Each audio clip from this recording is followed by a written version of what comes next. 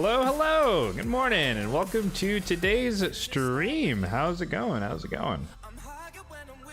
Feels good. Long time coming. The title says everything, but Marius is, Marius is done. He's done, he's here. I summoned him during CVC, so middle of last week. He's 6-starred, he's not fully mastered yet, but still, we're gonna try him out in a bunch of different areas. But how's it going, Vitor? How do you say that? I don't know. Either way, how's it going? But yes, Marius, he's here. He's unlocked, finally. Months and months late. And yeah, well, we can walk through the build. It's pretty standard, I would say, mostly lethal. And sadly, 3-piece Feral. I couldn't pull off the 4-piece. That was my goal, though. For anyone who doesn't know, like, I'm like a ridiculous nerd when it comes to building champions. So I had a bunch of gear earmarked for him back in December of 2024. So 7 months ago, I'd already like built him in my mind. Like, I just eyeballing a bunch of pieces that were going to work. And a lot of those are actually still the same that he's wearing now. Some of them are different. But like the reaction ring that I'm hoping to change to Feral at some point. Like, I have this one there's no defense rolls on it, which is kind of my hesitancy. But it is a defense ring, so it could be good for base. But I'm like, for now, I don't mind rocking double reaction. But this one could be better, honestly. But it is Feral, it's crit damage, it has some defense, a little bit of accuracy. I wish it was, you know, triple roll accuracy or something, but it is what it is. This is the banner, defense with defense, some speed, lots of speed, I should say.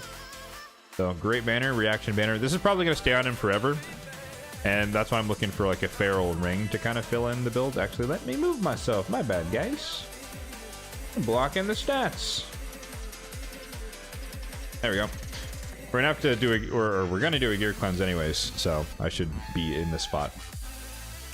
But yeah, this is one of the rings. I'm holding on to it in case I just decide that I want the Feral, but in the meantime, I'm keeping the double reaction. But yeah, so these gloves I had earmarked for him. Got crit damage, speed, crit rate, accuracy, some defense. This chest I had saved for him, lethal, defense, speed, crit rate, crit damage. These boots, I have 2 copies of these boots and they were on someone else, but I made some swaps to make it happen. But these are another pair that were earmarked. This one I stole from somebody else. But that was to complement this guy, which was not originally in my build from 7 months ago, but this is just a piece I got someone recently. But there's no, how can you not use this, right? Triple speed, double crit, crit damage and accuracy. Perfect, right? What more do you need? And so because I got this combined with, I guess all 3 of these, they have a lot of crit rate, so I didn't need a ton. Like, even then, we're still over crit capped, so you can look at the total. But he's at relatively low health, relatively high defense. Again, he's level 50, so there's still a little bit of stats. But 264, pretty fast. Full crit rate, 200-ish% crit damage. I wish this was higher, but that's just, you know, Ascension and Blessings aren't part of him yet. But yeah, what was I gonna say? Oh yeah, he's like 106 crit rate. So he's a little over crit capped. He does have the mastery, the 1 mastery for crit rate. But yeah, this is just a really crappy weapon, but it's for some reason I don't have really good lethal weapons. Like, I have a bunch that are like triple crit rate, and it's like I don't need, you know, 130% crit rate on them. So I need like a speed crit damage weapon, but I just don't have it. Anyways, how's it going? All right, what's up, man? Welcome in. Appreciate you checking out the shard pool video. I saw your comment. Good, thinking if it's worth it to go for the Gracco Stack of Fate. I don't think so. Gracco's turn drink was not really blowing me away with his kit and the showcases I've seen. But if you have the soul stones, maybe it's up to you, really. I wouldn't go, or I'm not going for it. I don't think it's worth it. That's me.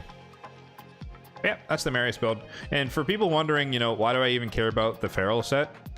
My idea is that I want to be able to run him into Armands, so that if and when an Armands uses the A2, you can't drain his turn meter, right, because of the passive, and he won't be stunned. for that first turn.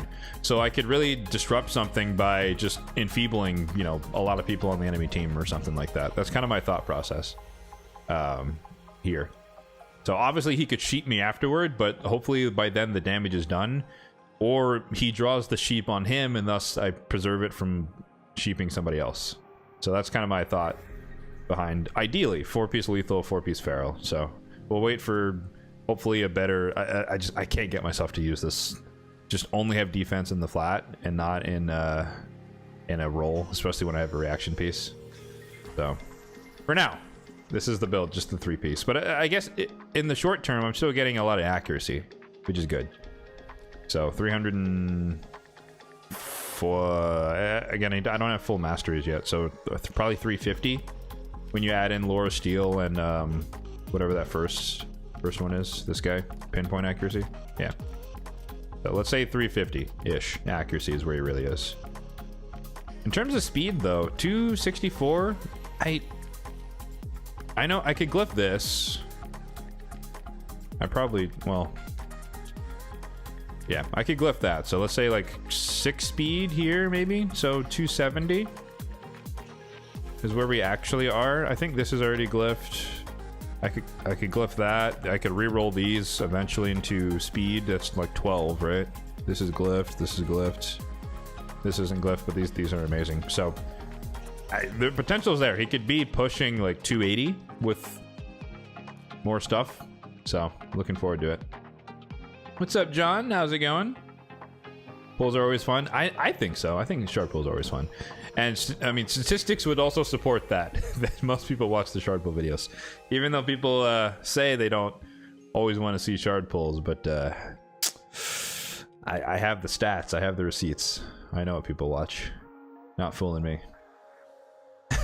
How's it going, Warrior Prince? What's up? We love the emotes. But yeah. I guess, yeah, for anyone, a spoiler, for anyone who didn't see the shard pull, we got Elva! We got her! She's here.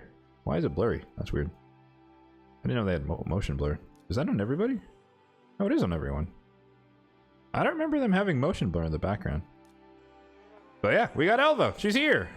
It's a freaking miracle. And she's in currently 5-piece protection, but with the accessory or the banner and the amulet, she's gonna have 6-piece protection. So can't wait. Unfortunately, I do have to wait because CVC literally just ended, and champion training I already finished it last night, so she won't be 6-starred until the champion training event, which is in a few days from now. And then obviously I'm not going to book her until the next CVC, so it's going to be a couple of weeks, but I'm still super excited. But yeah, she's in I guess she's technically in, she will be in 2-piece stone skin because of the banner, and then she'll be in 6-piece production, so we get a little extra resistance. But she's going to be stacked. I should say going to be, because she's not actually yet. But I think her end speed is going to be like 280-ish, maybe higher depending on glyphs. And then resistance is probably like fully mastered is going to be like 600. So it's going to be up there. It's going to be great. Definitely going to use her in Chimera and Hydra. So yeah. As the agenda that I posted at the beginning in the chat says, we were first, unfortunately, there is a fusion going on, so we do have to do fusion stuff. And we're going to do some gear rolling here. So yeah, at least we got to get to 4775, but I'm going to go all the way up to 5600 because I want the dust. So that is the goal. And I did a lot of forging for the last CVC. I don't know if you guys did the same, but I have a lot of crap in here for perception and lethal. So we're going to do all that stuff. But first I have to actually make space. So we got to do some cleansing here just to get enough room to do more cleansing. Hooray. This is my life.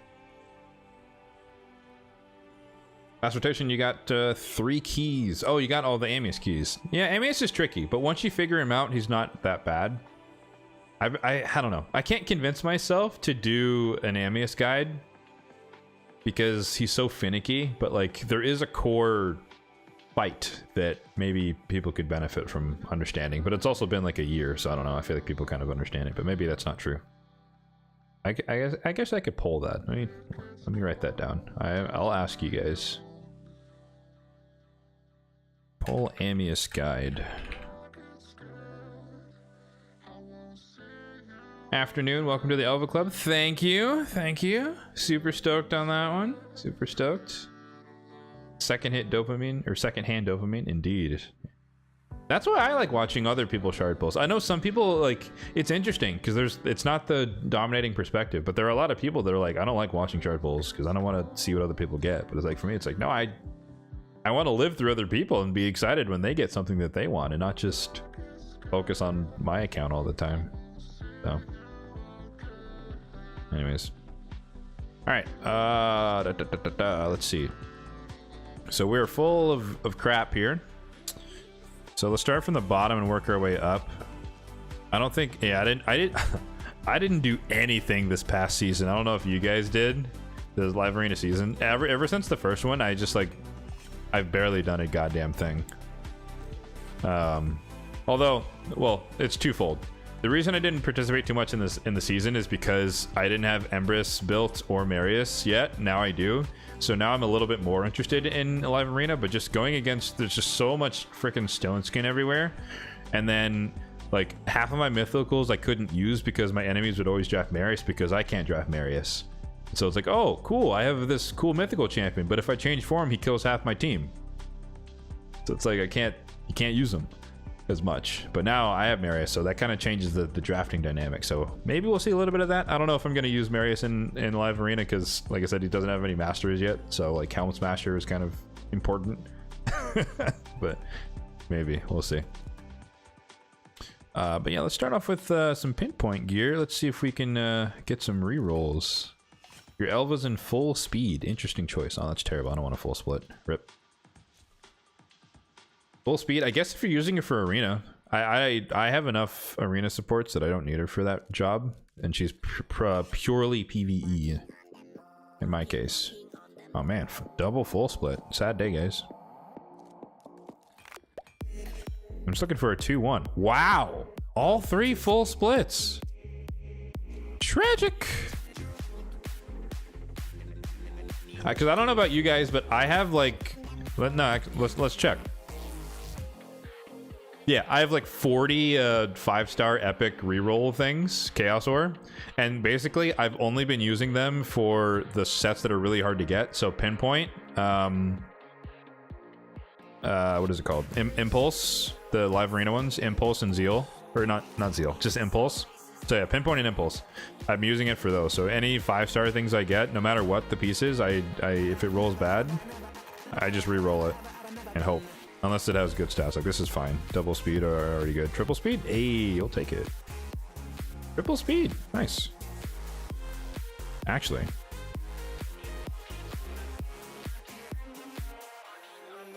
Where am I going? Where's Fabian?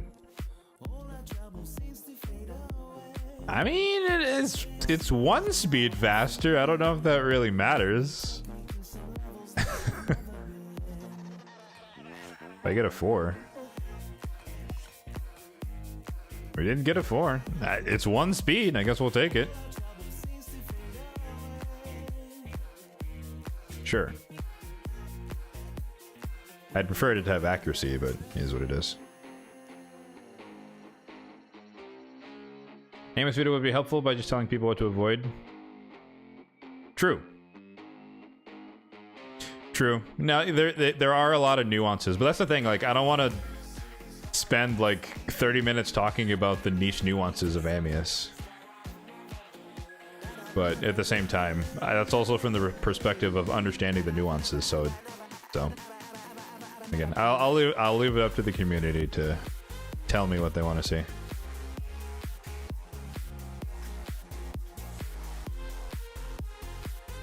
Do you think the players should increase the number of champions to be buffed for the next buff patch? I don't think they can. So I know this is a very like common talking point where people will say, dude, just do 3 a month, just do 5 a month. What's the problem? And it's like, the problem is that every single champion they add into the game, they have to test with every champion in the game. Like, we don't see any of that. And even then, we still get bugs here and there, right? So, I don't think they physically can do more than 2 a month, because every time you buff a champion, you have to make sure they don't break something in the game and break something with interacting with other champions. And there's 1,000 champions at this point. So I think it's a much bigger task than people think it is, even though it's like, you just change some numbers. It's like, sometimes, but also sometimes you change how they work, or change their abilities, or change their interactions, change the passive, add a passive, add an aura. And then, you know, if they release something, there's a huge bug in the game, we're all going to be pissed, right? So, long answer, or short answer, no. But I also don't think, I don't know if we really need more than 2. I mean, I get the feeling, the sentiment that it would be nice to have more than 2. But are there a lot of bad champions? Yes. But is there enough to do 5 a month for a long period of time? I don't think so. I don't know. Unless they went back and retouched a bunch of people. So, we'll see. Getting a lot of full splits today. I hope I don't catch that, man. I don't want that for me. Trying to get some good, great pieces here. All right, we got some siege pieces. Let's see if we can get some speed accuracy. Not a good start. Okay. That might double speed accuracy, so we'll hold on to that. I'm not gonna roll it up now. Oh my goodness, it's ML in the flesh. Good to see you. Good to see you. Ooh, double accuracy speed. Good. All right, we are not cursed by Darkside. We don't have full splits here. Got a res bonus. Ooh, that's not good. Oh, I jinxed it. I hardcore jinxed it.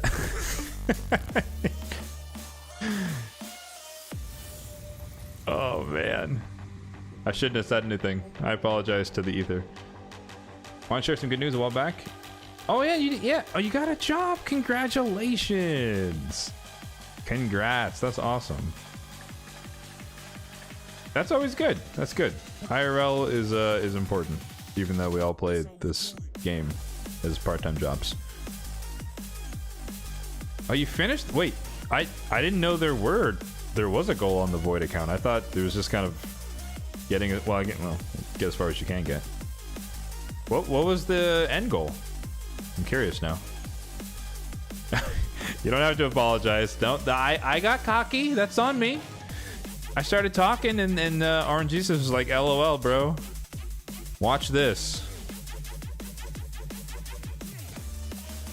Oh, to get Lydia. Okay. I see. Oh, this is good. This is a good start. Speed res. Double speed res. Ayo.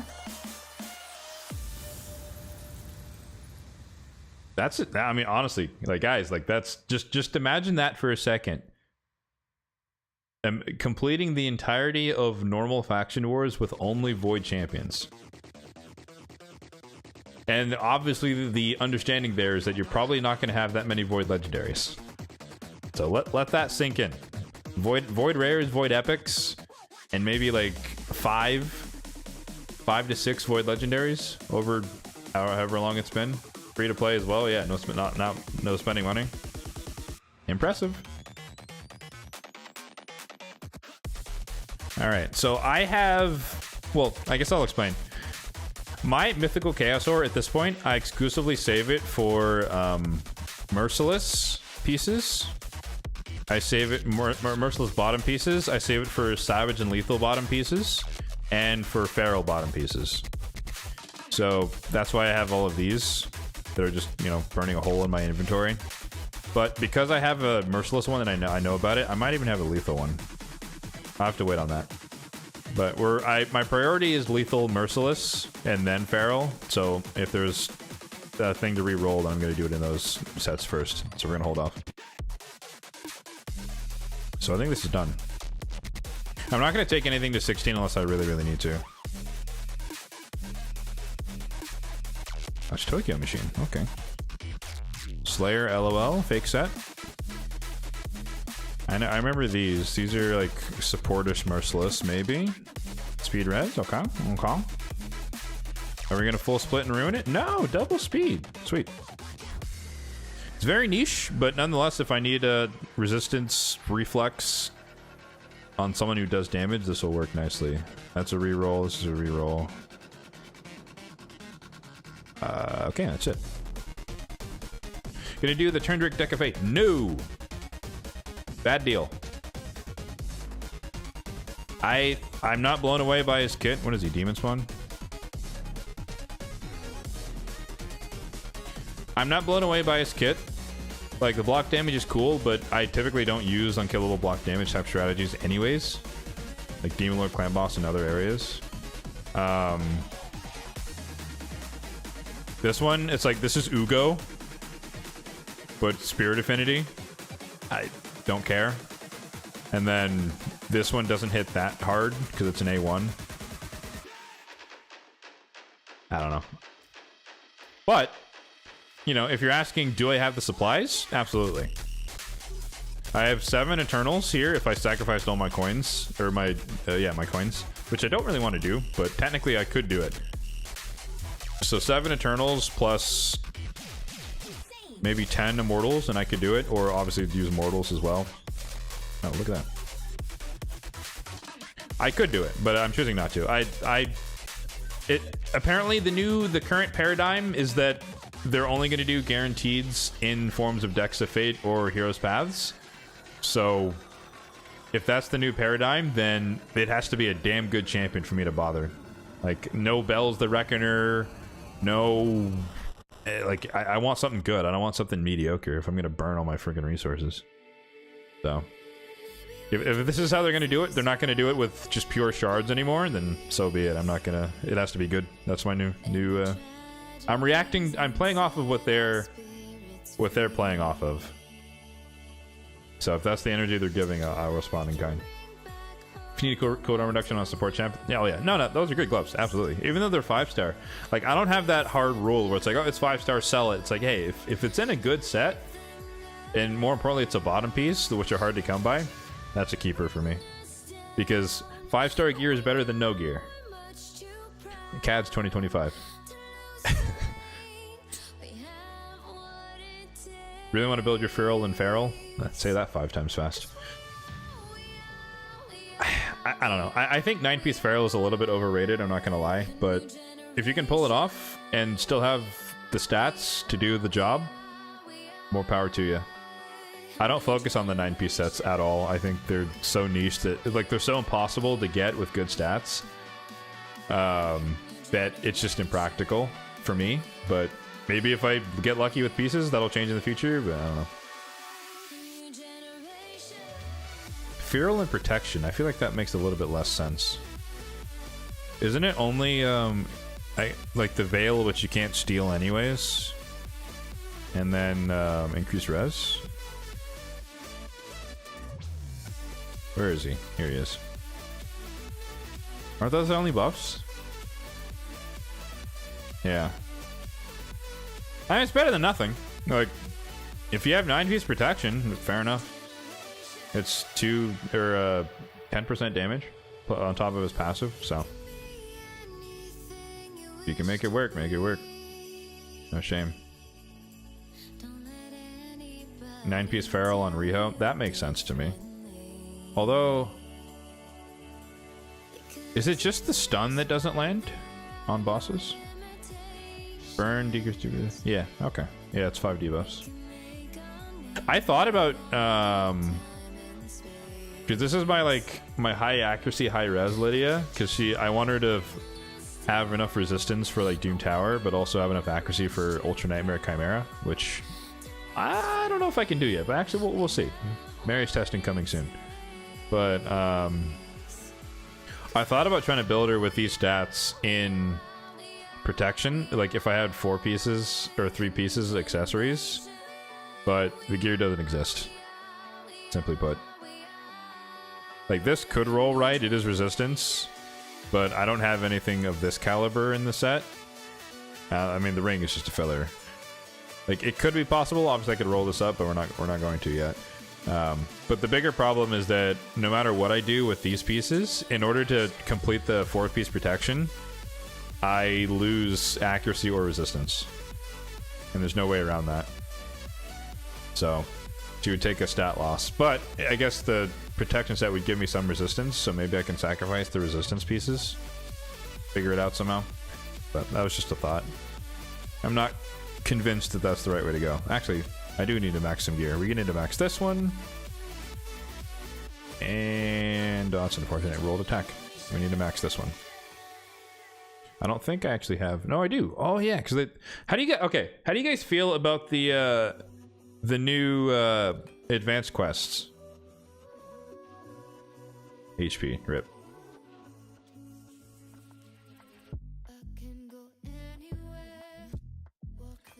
Porting live arena bonuses for Chimera? No, I'm not. I mean, they said they weren't going to, which isn't, you know, always how they operate. But I'm not attached to porting. I've been using a little bit in Faction Wars mostly, or a lot of it in Faction Wars.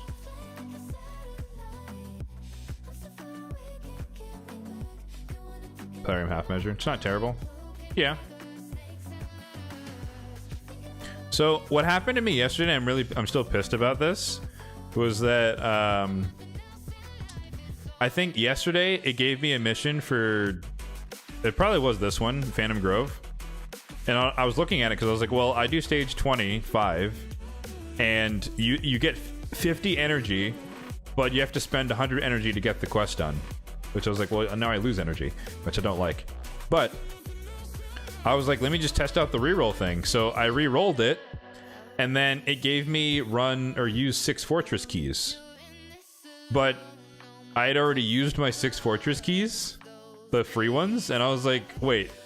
So now I have to spend 150 gems to reopen the dungeon, to then spend more energy in the dungeon, just to get one refill back. And I was like, what the hell? Like, I feel like that sub quest should work only if you, for the free set. It shouldn't force you to use the second set that is like pay to win. So I lost my energy refill yesterday. I was really pissed. I was like, that's dumb. So like, I guess if I'm ever gonna re-roll it, I need to do it before I run my Iron Twins, or, you know, PSA. I don't know, that rubbed me the wrong way. I was like, that's like, I get it, because technically you can still do it, it's not impossible, but I'm like, I'm not spending gems on a freaking Friday night.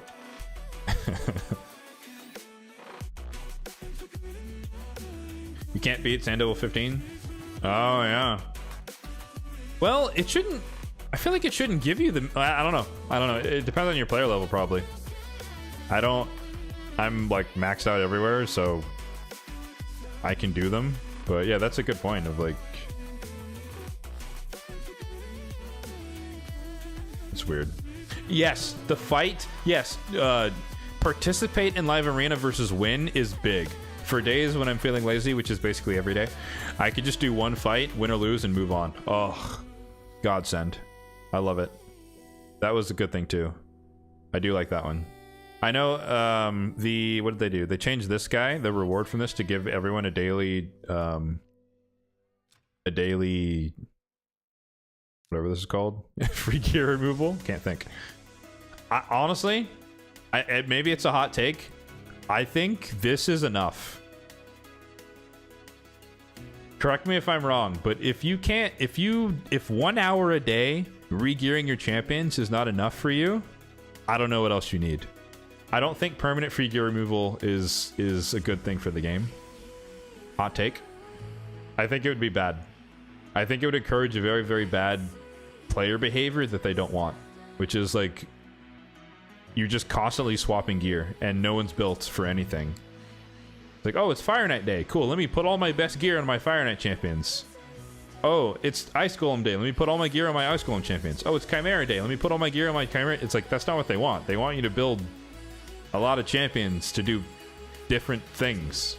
So like, I cannot ever see them actually doing a permanent free gear removal. That being said though, Olive Branch, I think having the cost permanently would be useful. So I don't think they should stay as they are, but I don't think having it be free permanently is a good thing either. But meet in the middle. I'd say 50% discount permanently would be great. Just lower the cost.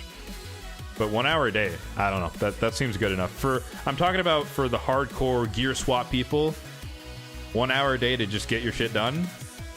I think that's enough, but I don't know. Let me know. Maybe I should poll that as well. Got all the poll ideas today. Let's poll daily, or what is it? Yeah, daily 1 hour free gear removal.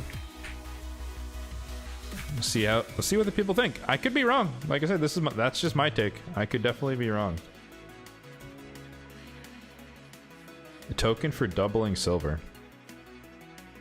I mean, sure. It's better than nothing, but I don't think that's super useful. Like, it's not useless. I don't know if that would really solve the silver problem. I think the problem that people have with silver is the expense, not the income, if that makes sense. So the benefit, the bigger bang for our buck would be reduce cost versus increase profit, so to speak. You're happy with the 1 hour? Yeah, me too. It's enough to move your gear. That's what I'm thinking. I'm not a gear swapper, like someone else said. Like I don't like the idea of muling gear around. I think it's tedious. I think it's annoying. I think it's very, very easy to hit run auto battle on something, and then half your champions are naked, and you waste some energy, you waste a key. And I don't want that to happen. Like, that's my fear. It's like, all right, time to run Hydra. Oh shit, half my champions are naked. Oops. There goes an hour. I guess you could auto battle it now, but yeah. I get lost, honestly. I'm like, just speaking for myself, like, I'm not capable of... My memory's pretty darn good with, like, who has what, but that's because it stays the same, not because it's all moving around. Like, as soon as I steal gear from somebody, I'm like, all right, let me go fix that person immediately so I don't put them in content, and then they can't use their abilities or they go out of turn or something like that. Yeah. What were we doing? I'm just rambling at this point. Oh, yeah, we're cleansing gear. Jeez. I'm rambling. This is a common problem, guys. Very common problem. Oh yeah, Supersonic as well is another set where I save bottom piece 6-star mythicals for rerolling. I guess I have literally no new Supersonic. Okay. No, I didn't make anything from the Forge passes. We got some Impulse. Yes. Wish they'd remove some of the RNG from leveling gear. I guess at this point, call me jaded, but like with the instant button, I don't feel the pain of the RNG anymore, and I don't really pay attention to how much it costs because I know I have enough silver to do it. So perhaps that it would be nice, but I wouldn't really notice it. Like, it would show up in the monetary aspect of it, where like you'd lose less silver, but I wouldn't feel it as much.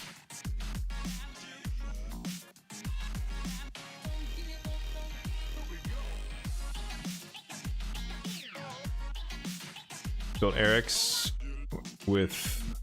Wait, what? SH8? I don't know what that means.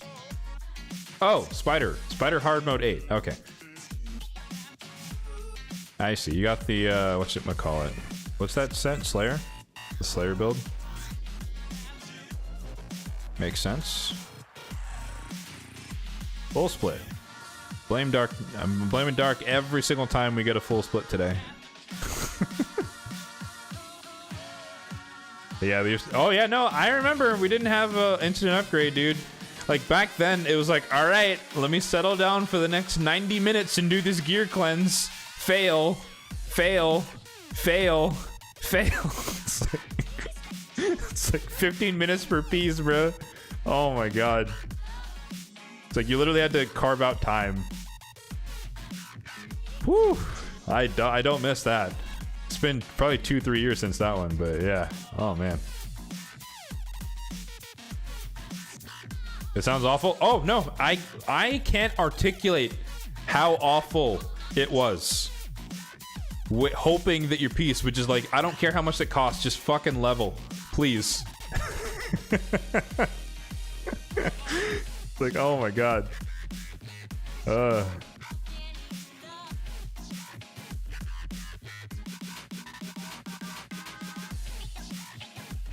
No 10 pull on void shards. Well, so the thing the thing about that one was that back then, for most people, you didn't have that many void shards. Like, I'm talking like before Doom Tower. It gave us like a, you know, on top of Clan Boss gave you a pretty regular stream. Like, so the, like at most you'd pull like 30 and that would be all you had. Like, this is before guaranteed, so no one was hoarding. Like now a lot, well, maybe not a lot of people, but more people than ever before hoard their shards now, so it made more sense with time to make it the 10 pops. But prior, it was just a Kraken thing, a whale thing, to just spend a bunch of money, get a bunch of voids, and pull 200 single-handedly. But that said, obviously, I'm happy, of course. But I feel like that one kind of just came into be, but it wasn't really like necessary early on.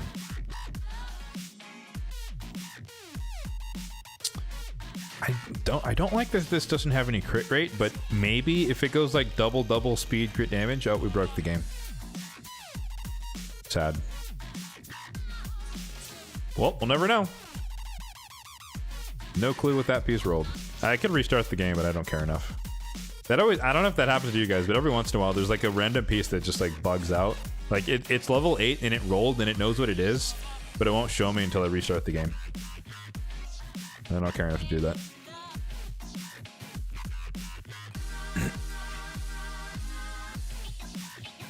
But yeah, best quality of life update video. I don't know. That would be, is that too shilly? I feel like I get called out for being a shill for talking positively about Plarium and what they've done in the game.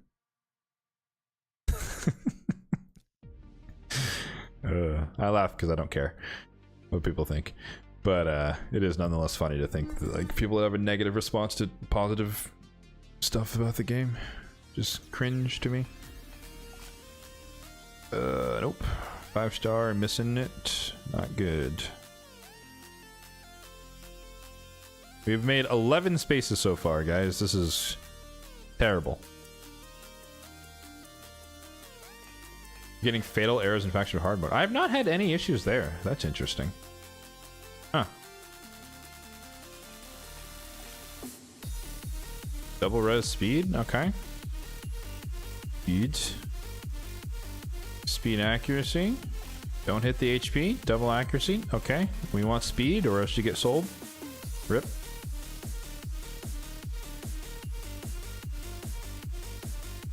Oh yeah, protection. Yeah, protection is on the list as well. 6-star mythical. Because I'm hoping that like I re-roll it into some, you know, quintuple quad roll for speed for Siffy or something like that. Or I guess Elva at this point now too. Lethal. I have pieces, but I have more pieces, I should say, but we need to make space in order to get them. This is what I was excited about. We got my probably 3rd attack percent chest in lethal with speed and crit rate. Granted, it's 5-star, but you know, beggars can't be choosers. Speed accuracy, not what we're looking for. Crit, okay, that's workable. It's workable.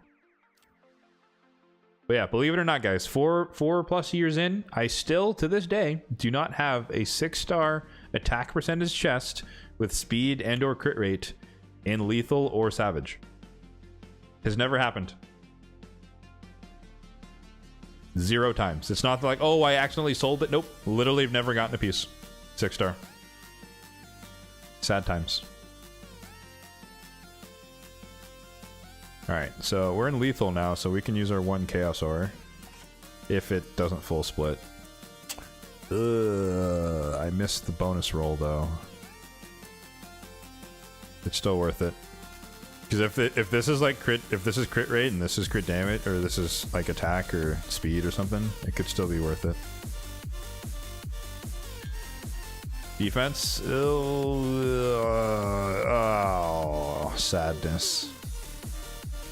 Sadness. Such potential.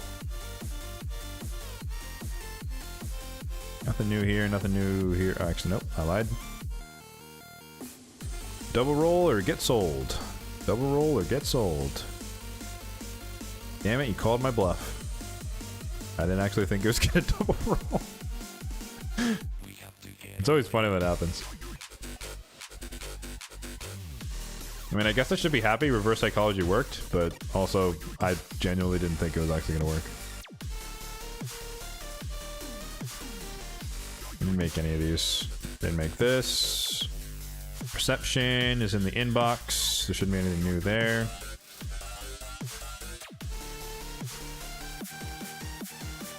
Same thing for resilience. Speed. That's a reroll. Divine life. Who am I using Bloodthirst on? Absolutely nobody.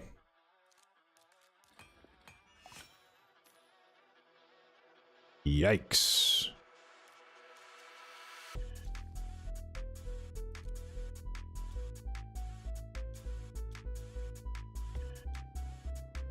Yeah. Nobody at the moment. I have lifesteal on like 2 people, but I don't farm Eternal Dragon, so I don't really have enough pieces to make a set in Bloodthirst. This is literally it. I don't think anyone even has like anything. Yeah, no one's wearing a single piece of Bloodthirst.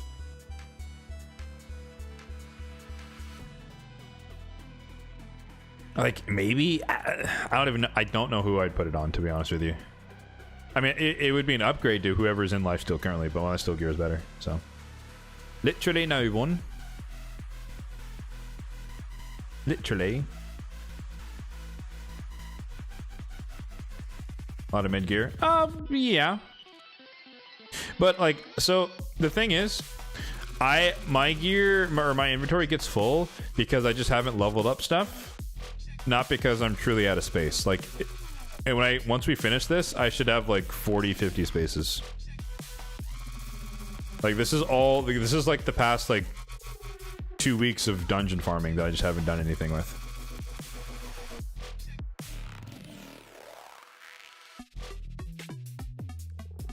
But the more sets they add, the harder it's become over time. But there's enough space. Oh, this has to double resistor. It's nah. I mean, I think in this Immortal set, I had like, 4 pieces of Immortal, which is, you know, at least the past week of Clan Boss. And obviously you don't get gear every single chest. So it's just me being lazy. Oh, sweet. Double crit speed defense, 6-star? Hell yeah. I mean, that makes this one pointless. Yeah, these are pointless. We got this. We're chilling. Is this Slippy? Oh, it's not Slippy.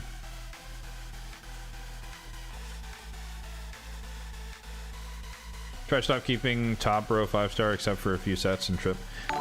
I'm not quite there. Like, for me, 5-star epic top pieces automatically get sold unless it's a very specific set. And my rule for legendary mythical is like, if it hits anything I don't like, then it gets sold. What's up, Juo? How's it going, man? Appreciate the follow. So like this, I don't mind having the defense HP, but I want this to be like triple speed accuracy, and then it would be useful. And then the extra bonus of the substats. But I don't want like triple HP percentage. Nope. So like if you just look at all the pieces I have, like this is triple crit, this is double res speed, this is double speed res. This one was probably saved from forever ago, so honestly that doesn't meet the criteria anymore.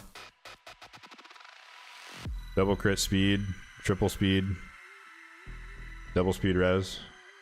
So, no. This one probably doesn't need to be here anymore, to be honest, because I probably have a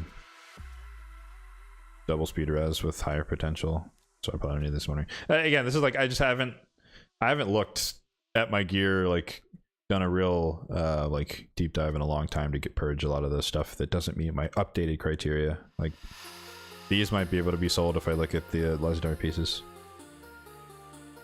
I get stuff from the upgrade screen. I know, but you'll have to excuse the 3 years of muscle memory that just it's automatic for me to close the screen and go back. But I'm trying to redo it so that I do sell them in the upgrade screen. But I have to manually do it. Automatically, I'll just close it out. It's muscle memory.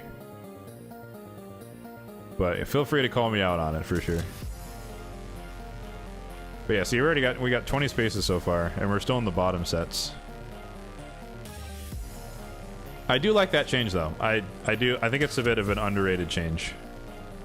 Now I'm paying attention, so it probably won't happen for the next few pieces. But once I go autopilot again, it's gonna happen. Speed crit, rip. Is that it? Oh, I remember getting this one. What's up, Pad? How's it going? Ooh, double flat, rip. Damn. I thought that was going somewhere. Yeah, being able to sell... I mean, it's not even that, right? Or not just that, right? You can sell from the upgrade screen, you can sell from the inbox, you can sell from basically anywhere you get the gear. Except for, I think, CVC. I think that's the one spot they forgot.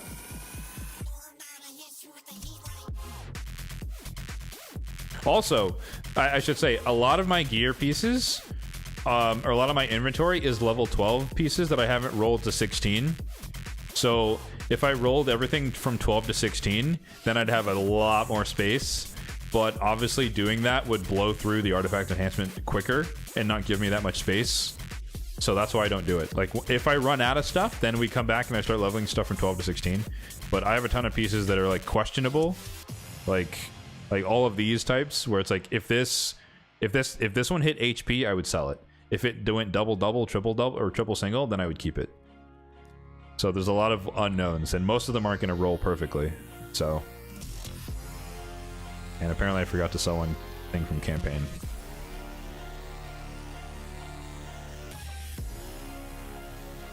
Very big quality of life. Yep. Oh no, that's a miss. Can't miss in a bad set. Nothing from Ice Golem, nothing from Stalwart. One Avenging Piece. Looking for Speed Res, Speed Crit. Flat Res, okay. Goodbye.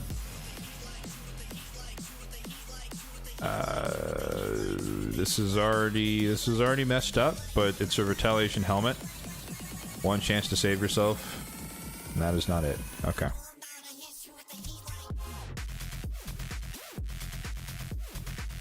Nothing new here. Anything toxic? Nope. Stun? Nope. Destroy? Nope. Savage? You got rework? We do got rework. We got some legendary bottom gloves. It's a double single. Okay. Crit damage with speed and crit. All right. Yep, that's what we wanted to see. Sad times. Okay. Tough. HP, speed crit. Ooh. Not what we wanted. Speed. Okay, that's salvageable. That's like Magnar or maybe I'll use this on what's his name? What's the gorilla? I keep thinking Stan. It's not Stan. Why am I blanking? Sigmund? No. Samson. Jesus Christ. Wow, that was a big blank.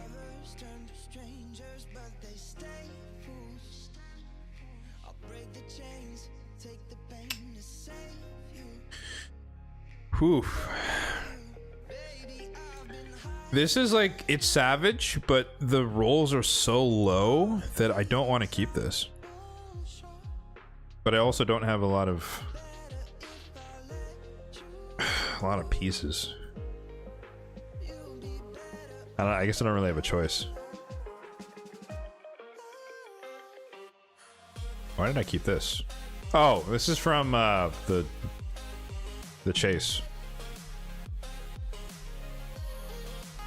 I was like, why did I keep a random epic flat stat? Yeah. Typical ore experience, indeed. Ore is so overvalued. I do think they are a lot more stingy. Sorry, they're a lot stingier than they should be with ore. I agree, especially 6-star. I think for sure they overvalue epic 6-star chaos ore. We should get a lot more of that. I don't know why. It's the rarest thing in the game. Like, I get more legendary than epic, but you get more epic pieces than legendary. So like, it's backwards, the economy there. I think they should rework one of the clan shop spots to also be, or have a potential to be 6-star epic chaos ore.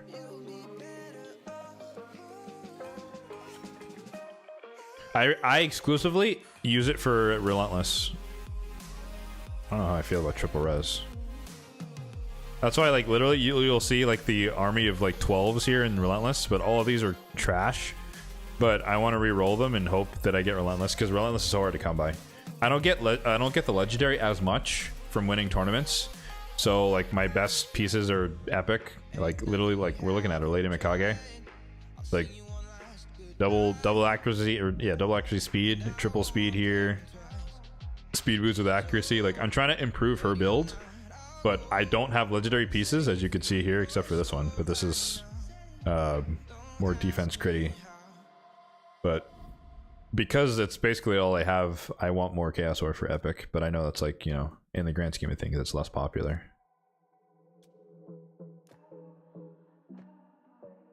You have 2 6-star Epic and over 100 legendary. Dude, I wish I had 100 legendary 6-star Chaos Ore. You hoarder. You want to share? But yeah, it's too rare. It's way rarer than it should be. Oh, this is great. This is like a faction wars piece for sure. Put someone in a shield set, speed res. I like it. You are a hoarder? Yeah, we know, dude. 100? 100, dude? I have like 10. 7. I use it.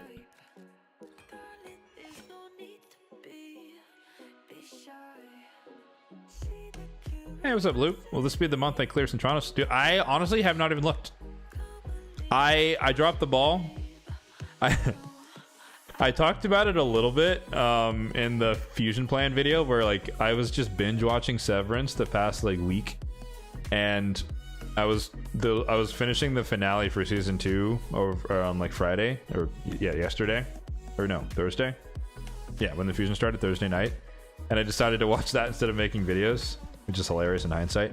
But unfortunately, that was the night where I was supposed to do like the Curse City ending tour, and I forgot because I was so preoccupied.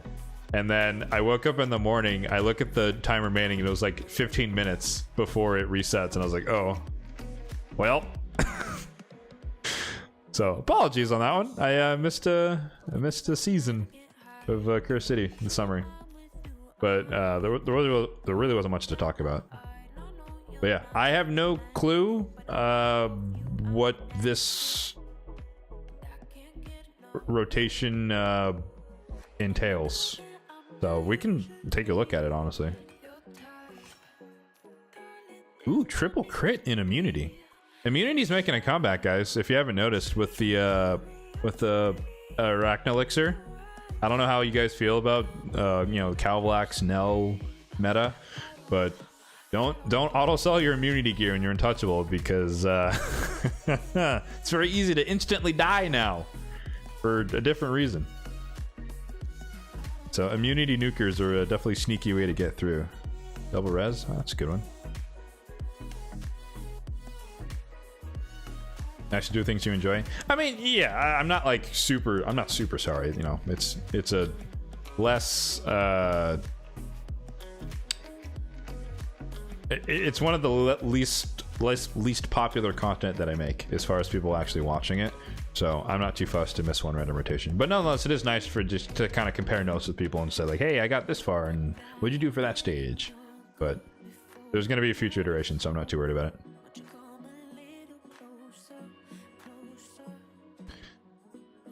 I don't want to spoil anything. What did I think of the finale? I think it's appropriate. So the way with, I'm not going to give away anything, but I'm a logic brain person, or the logic hat person, and it doesn't make logical sense, but I took off my logic hat and I put on my emotion hat, and I was like, I agree. So you have to look at it through an emotional lens, and it makes sense. And I'm excited for whatever the next season will entail. That's all I'll say.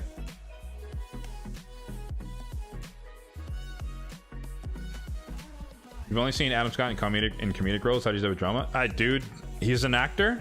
He's great. There's no, in my opinion, there's no reason to typecast people. It's another acting job, and he can play it fine. There is some levity in the show, though. So, but honestly, though, if you want to, after you've watched it, if you want to see the humor of Adam Scott, then watch interviews. He's still got it. He's snappy. His timing is top notch.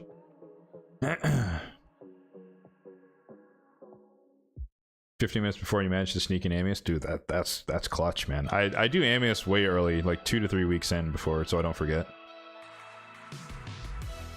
Is that code for it sucked? Absolutely not. It was amazing.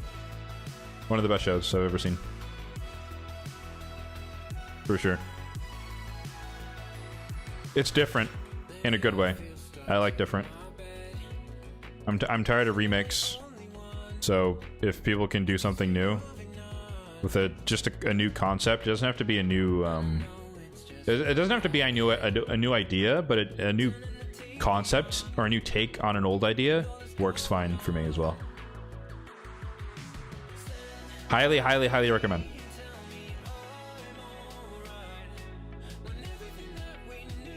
You watched it? I hope this doesn't take 3 years. So it's not going to. I don't know how long it's going to be, but they had the writer's strike, and there was some other strike as well. So you know, you can't do a show if you don't have enough writers. So I give him a pass. But obviously I'm coming in way late. So I didn't have to wait 3 years because I hadn't watched season 1 until literally last week. May support an Apple TV for some of the series. I mean, Ted Lasso and Severance. That's basically it from what I've heard. But very, very good series. So Apple seems to be very picky on what they pick up, but they've been getting some bangers the past couple of years. Oh, Silo too. Yeah. They've been hitting hard. I think we're out of pieces, guys. We might be out of pieces. Oh, no, wait. One more.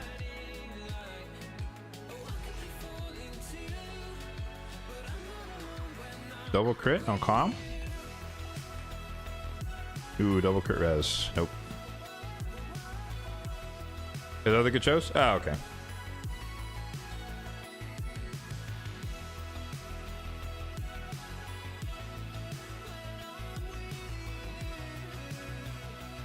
Sort by number of rolls. I agree.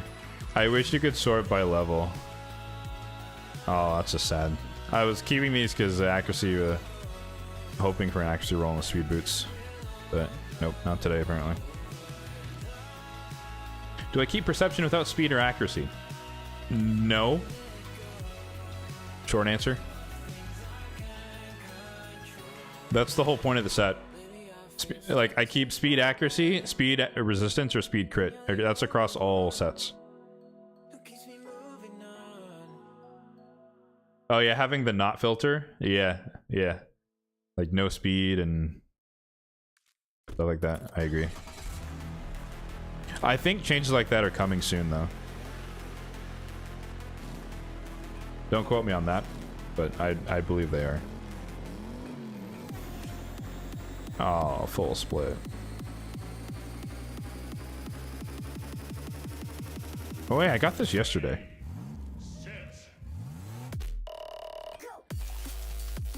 Hey, we'll take that. 6-star accuracy, chest, speed set, double speed. Beggars can't be choosers. Is this drum and bass? It is drum and bass.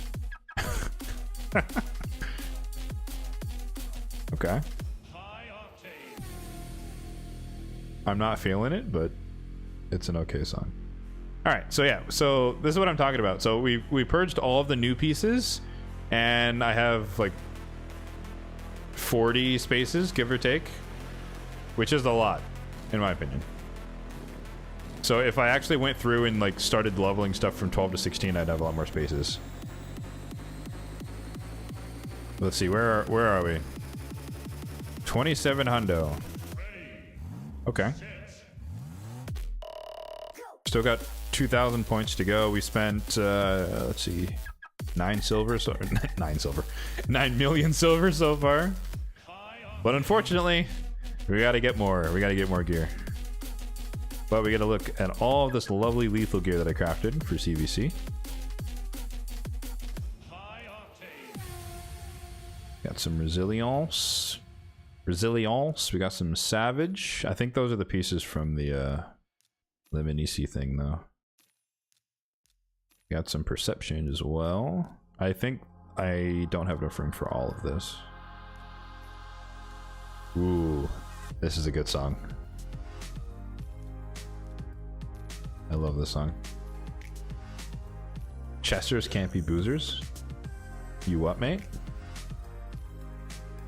Your wife consumes the TV and you're on YouTube? Well, I'm single, but I'm definitely more YouTube nowadays, but I have a backlog of TV shows that I need to watch. Like, I need to, like, Severance was on my list because everyone kept talking about it, and I was like, fine, I'll watch it, and I was like, good God, this is great. Thank you for yelling it and screaming it from the rooftops. But I want to watch The Pit, like the most realistic medical drama. I've been hearing good things about that one. I need to watch Invincible. I'm an action guy, so I want to see Jack Ryan just because. So there's a couple shows. It's not a long list, but the list does exist.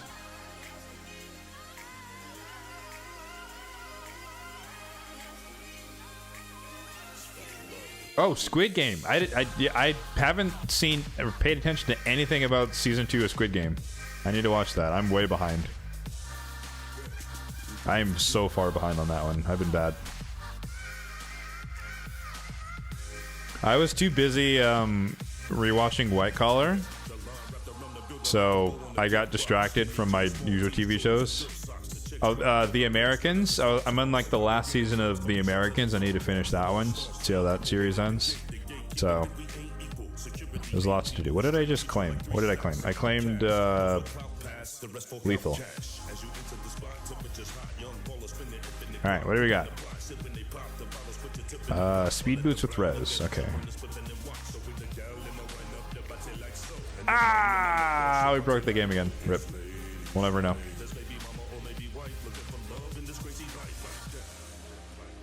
Okay, it's a triple roll. 5-star mythical. It's lethal. Speed. Okay, speed crit. That. No. All right. Pain. These are good no matter what because they're 6-star. That's fine.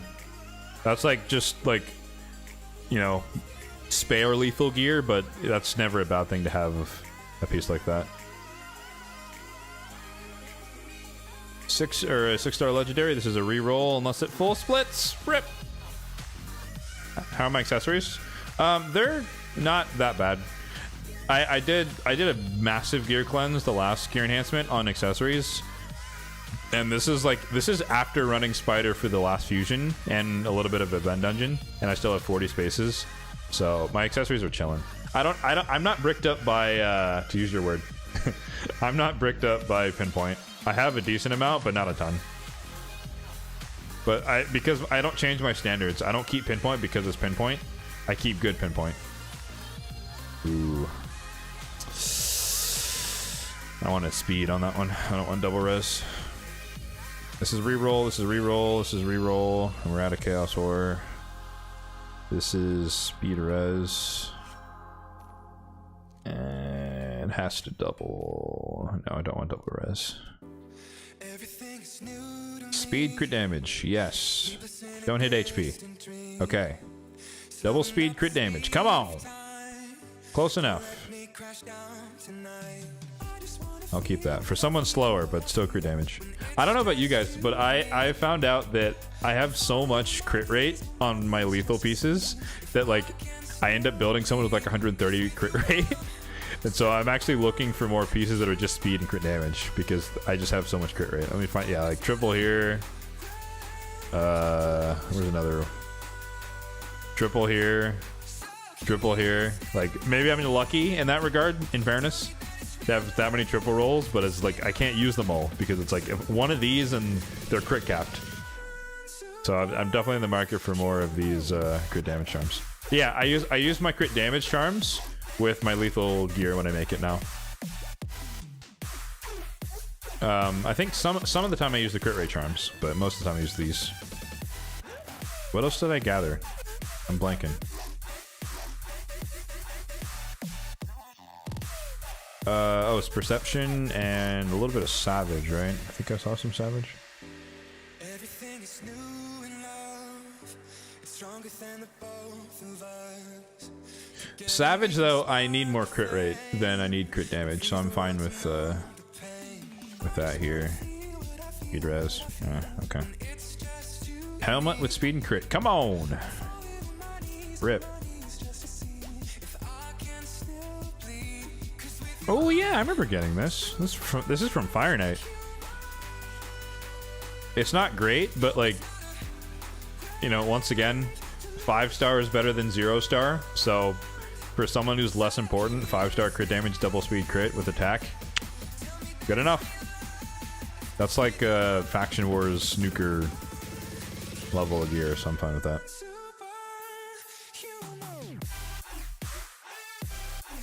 There's a problem for me until I started using the optimizer. I don't use the optimizer. I prefer to do it myself, as efficient or as inefficient as I might be relative to a machine. All right, triple accuracy. Guess I was playing myself. Double accuracy. Hey, we'll take that. That's good. I believe it or not, I don't actually have that many double accuracy speed boots 6-star, so that's good. Speed crits and double crit speed. No, come on. That's fine. I am a machine. So there are many people who would agree with you in that statement, and I am also one of them. Accuracy. Ooh, double flat. Crit damage with speed and crit. Come on. Double crit. We'll take it. Come on, speed or crit. Good enough. This I actually don't need. I know I kept it instinctually, but if I want crit rate gloves, I want them to be 6-star. This is a re-roll. Double single. Okay. HP. I'll take anything, honestly. Defense. Speed. Speed. Speed. Rip. Yeah. Sad times. This needs to go speed res or speed crit. That's not one of the options. I gave you all the options and you do the one I don't say. Feels good.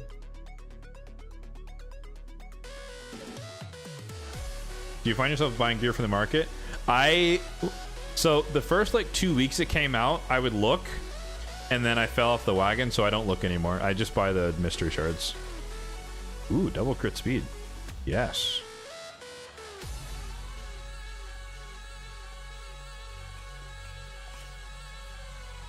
I probably need to get back into the habit of looking, but I've not been.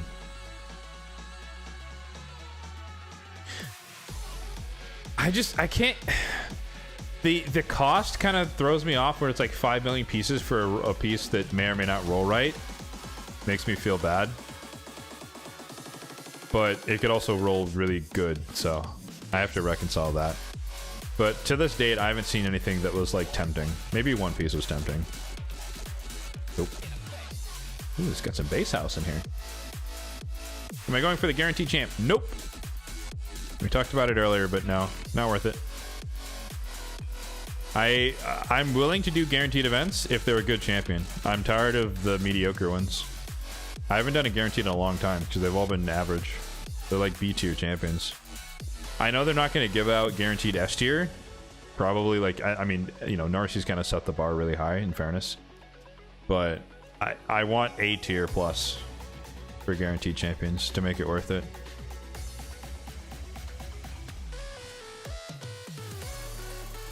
Justified by how often you earn garbage and done, or yeah, that's fair. Double speed res, okay, maxed out the speed roll as well, 15. I remember this piece. Speed accuracy, double res, okay. And it's drifting into a weird zone I don't like. Looking for double speed res. Why do you think it's a mediocre champ? He does the same thing as Ugo. That's exactly the problem. Why would I have a legendary that does the same thing as Ugo, but minus the healing and the leech? Or, you know, healing.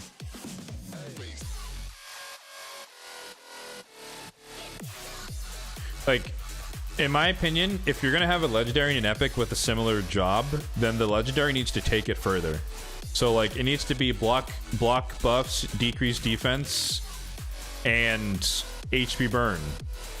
Or, you know, like, add something more, like your legendary. Don't do the same thing as the epic. You need to be the legendary version of the epic.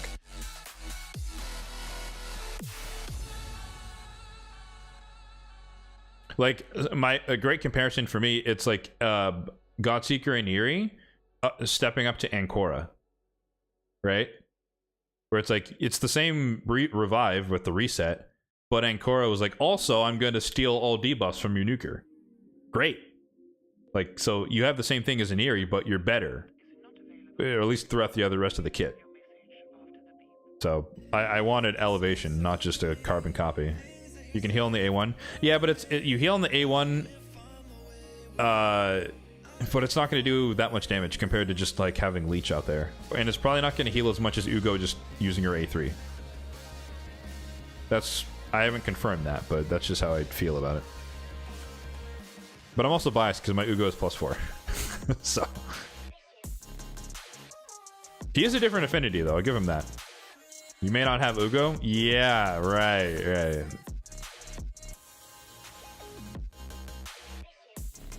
He won't heal as much as Nukers get from Leech. Exactly, that too. Excuse me.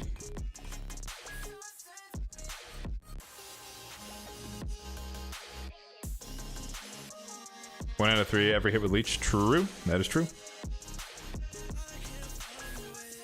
This is on the edge. Nope, wrong. No, speed attack. This, I'm really hoping this rolls well. Because this is like perfect for a bomb champion. Speed, save it? Okay, that's serviceable. You like Ugo a lot, but the leech is not reliable. Right, so that's why like my default for Ugo is saying that I like her heal on the A3 and the leech is a bonus.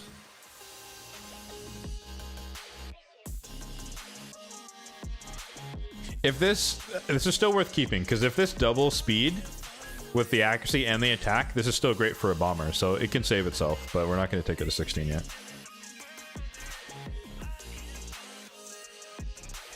I thought did I get more? Did I get resilience too? Oh, okay. I was like, where's the rest of the inventory space? If this hits flat, it's gone. Still applies. Nope. Sold. I think I've done it. I mean, you can be the judge, but I think I've done a decent job of managing resilience. I don't keep that much. I have a little bit. I probably still have too much. Nope. Is that it? No, there's more pieces. Okay. There's no red dots. 10,000 gems. Oh, wow. I cap myself at 5,000. Oh, that's terrible. 10k is, or 10k. A 5k is my cap for gems. Like above 5k, I just start spending them on whatever I'm doing, so I don't go too high on gems. Because I find that it's really easy to justify not spending gems, but then you don't actually spend the gems, and they're just, you're hoarding it forever. So I force myself to not hoard forever. Because I would do the same thing. If I treated gems like I treated shards, I'd have like 20,000 gems. But like for the most part, I convert it into energy, so it's like there's no point holding on to it if I can use it for something useful. There's not enough events that force me to use gems in terms of energy, and I don't think buying ancient shards is a great value. It's not bad, but it's just not a great value.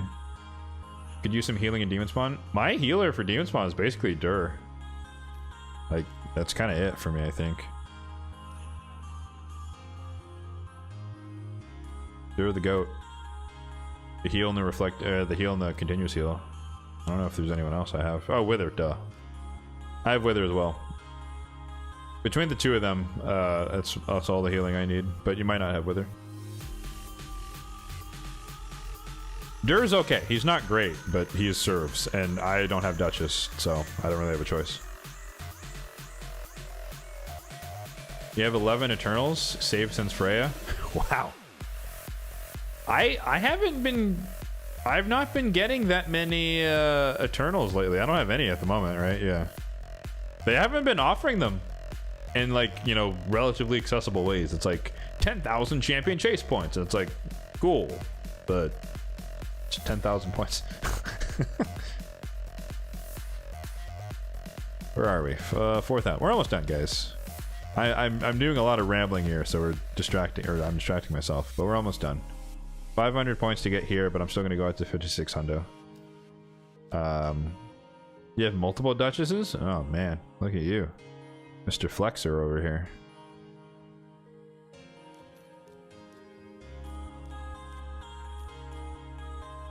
Yeah, so what a funny way of telling like when I got, or when my inventory filled up, like obviously I was forging, that's what this one is. But I think it was during Fire Night, or going into Fire Night for the last fusion, or maybe the challenge tournament for Fire Night, maybe whereabouts. But yeah, Hydra reset a few days ago. Oh, we're out of space again. We're almost, it's almost fully there. I'll take it. Rare tome. Oh man, a rare tome. Dude, we're set. We're set for life. Do I have a faction where I have most of the champions? You're missing a million doors, so you have most of the demon? I'd have to go look. I don't know off the top of my head. I know the one I don't have a lot in, well, formerly was Sylvan Watchers. Like, it's not even funny, but until I got King Galkabar, like, Elva was like yesterday, spoiler alert. But if you ignore these two, Fusion, Fusion, and Fusion. So the only 3 legendaries I had in the Sylvan Watchers were all fusions. I had yet to pull a single one until a few months ago. Which is the wildest thing to me. But even then, I mean, I'm still missing a ton, right? Like, you know, ignore the voids about in Sorcia, but I just haven't pulled them. I don't know. But yeah. Have I commissioned any rares and epics? No. Commissioning rares makes sense though. Commissioning epics, I use them as food, so I don't want to do that, because then that's like a 5-star chicken that I'm just wasting. But like that's like some Kraken shit for me. Because like the way I do my Guardians is like, you know, if I pull another Seeker, then I will take this one out and use it as a chicken, and then put the other one in and replace the spot, and then repeat the cycle every time I get duplicate copies for people I don't empower. Obviously, if I empower them, then I empower them. But yeah, ideally I'd get back to the point where all of my faction guardians are champions I use who are fully empowered. And then I still wouldn't need to commission people because they're copies of copies. But you could argue that I could... Well, no. Like, if I commission, then that's 2 chickens I can never use. And as compared to holding this one, which would just be 1 chicken I can't use. Chicken? But commissioning rares makes sense. I didn't think about that. I might do that. That's a good idea.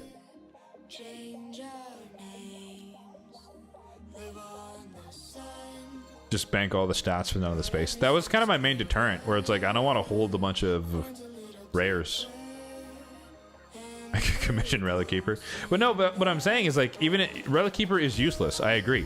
But I'd rather have Relic Keeper as a chicken than have him commissioned and never be able to use him as a chicken. You know what I mean? So I don't need him as a champion, and I know I could fuse more of him, but every one that I fuse is another chicken. I'd rather use him as food. So I don't plan to commission epics. Where were we? Oh, yes. 500 points.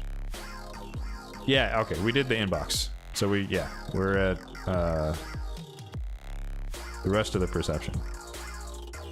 Which shouldn't be that much. Triple res, or you get sold. Awesome. This could go any number of ways. Anything but flat attack. Crit resistance. Not a huge fan. Double crit resistance. Fine.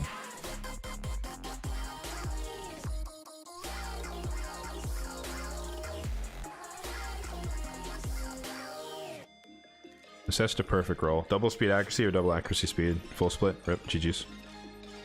Are you not falling over chickens? You have over 100 rank 5 chickens. So I don't use the like chickens that much. But yeah, no, I have over 100. When I say chickens, I mean like these, all these 4-star epic or level 40 epics are going to be chickens, and I turn them into 5-star. The reason I don't use these is because I can't brew them for the extra points. So I'd rather brew a 5-star champion to get an extra 100 and something points every 6-star versus using these. So I hoard these, but when I say chickens, I mean ones that are manufactured. But good point. Very good point. This 5-star? 5-star mythical? Okay. Full split. Hate to see it. Resistance. We're looking for triple speed. Nice. Defense. We're looking for speed res. Nice. Should I say the opposite? Is that, because that's what seems to be happening here. All right, we're looking for crit rate and flat defense.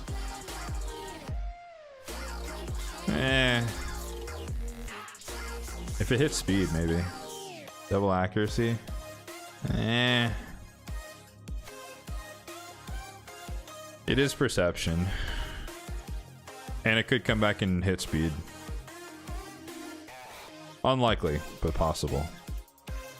Speed accuracy. Hey, we got it. Double speed accuracy. Rip.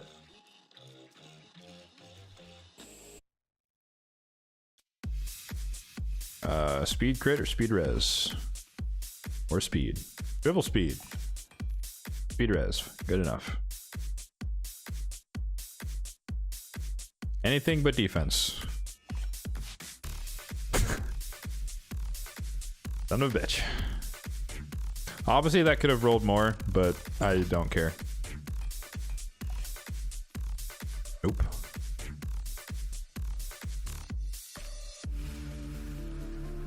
They're like, it's one of those things where like the odds are so slim that it rolls like it's like a quad or a triple speed roll. It could happen, but I don't bank on it happening. I could definitely be missing out on some gear pieces because of that, but to me, it doesn't really matter. Good start. Double down. Ugh. We're gonna break the rule because this is like borderline. Yeah, I knew it. Yeah, I was like, this looks like a piece that was gonna full split. So let's just get it out of the way and sell it.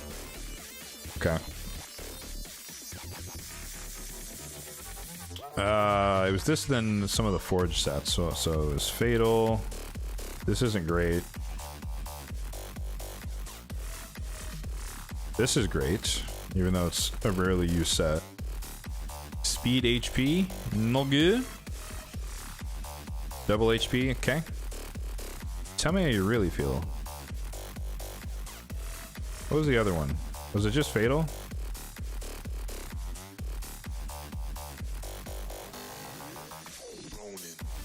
Oh, Hydra pieces. Is Regash good for normal or hard Hydra? I mean, if you need decreased defense, he doesn't stun, obviously. I think there are probably better options, though, for decreased defense. But if you have nothing else, he could work. I mean, if you're talking about normal and hard Hydra, you just need to kill the... excuse me. You just need to kill the heads as quickly as possible so a bunch of nukers can... survival nukers as much as they can get the job done. This is triple speed. I like this. That's good for protection. That's like a Lydia-esque piece. Or someone like that. Any ideas on the new faction? Nope. I'll let them tell me what it is when it comes out. I think there's no point speculating. It could be something someone has thought of. It could not be. I don't see the value in it. We'll see when we see it.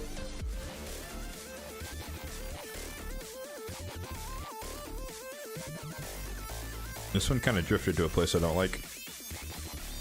But I also needed attack chest for all the faction wars champions. Speed attack, not what we're looking for, but speed res, double speed, defense, main stat. Okay, okay, it's protection. Unfortunately, because it's protection, we gotta keep it because those are rare to get bottom pieces. Speed res and stonk skin. Rip. Okay. Speed res again. Nice. Okay. Or double defense, that works too. Res crits. That's not terrible. Double res crit. Okay, decent. They're boots. Res boots and res set. Prediction is that they will finally release new campaign story once the last faction is out. I doubt it. 7 bosses. I don't. I mean, it could be. You know what? I'm not even gonna put you down. It could be. It could be.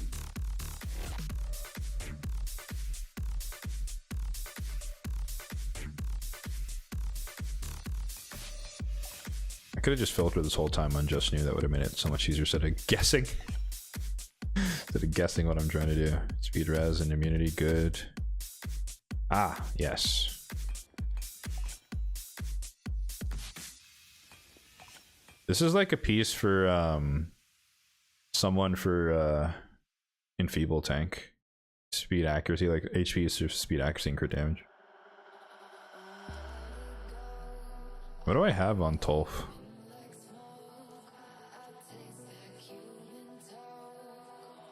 Oh, I have a better piece. Well, I guess we don't need that then. This is what I had in mind. Like, this would be great for my enfeeble tank, but I have a 6-star. No, we don't need this. Never mind. We should be done. Ooh. I overshot. Okay. Damn, that screws up my numbers. What are we at? 171.5. So 18 mil, but for the sake of the fusion, let's call it 16 million silver. For anyone wondering, I'm updating my fusion plan spreadsheet because I do try to track the silver cost for every gear enhancement event. So I think that's around 16, give or take. We overshot.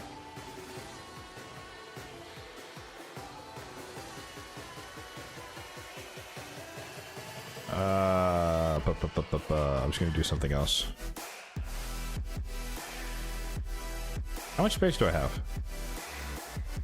I think there's enough room to pick up everything else. We're not gonna look at it, but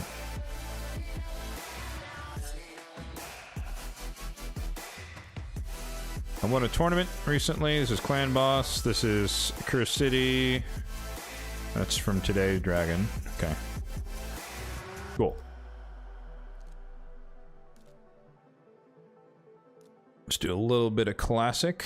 This is a good team for this. Take care of this nice. I assume he's in Stone Skin. He is not. Interesting.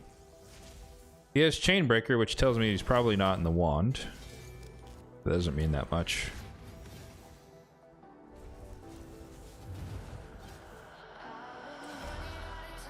Good night.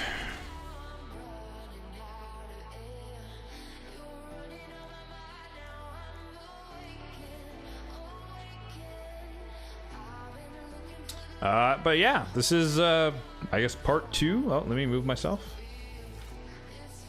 Part 2 of the stream, the main event. Testing out Marius. So we have a lot of areas to try him out in. Some more obvious than others. All right, let's. I mean, let me take this off auto because I don't want to die.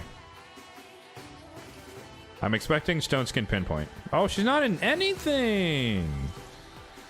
Wow, this guy doesn't know what he's doing. He's got lethal dose, but if you can't stall for the turn, then I don't have to buff.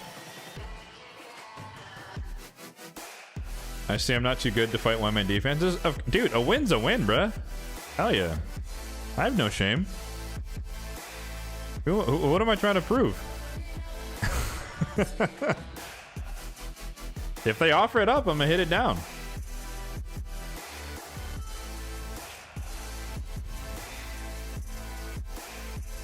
Your game just crashed and had to be updated. Noted. Take care of Armons here. Anti-Armons.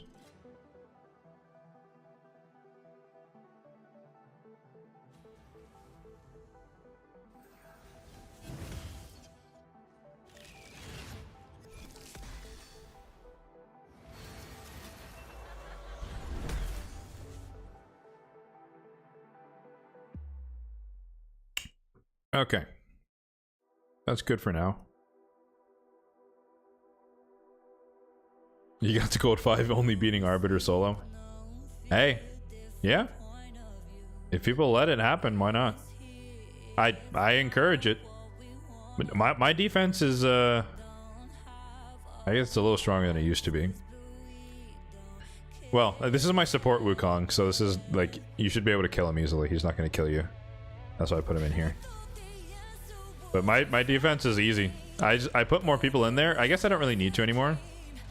I put more people in there because of the coalition event thing where you needed to kill enemies, so I wanted to help people out. Trying to do my part.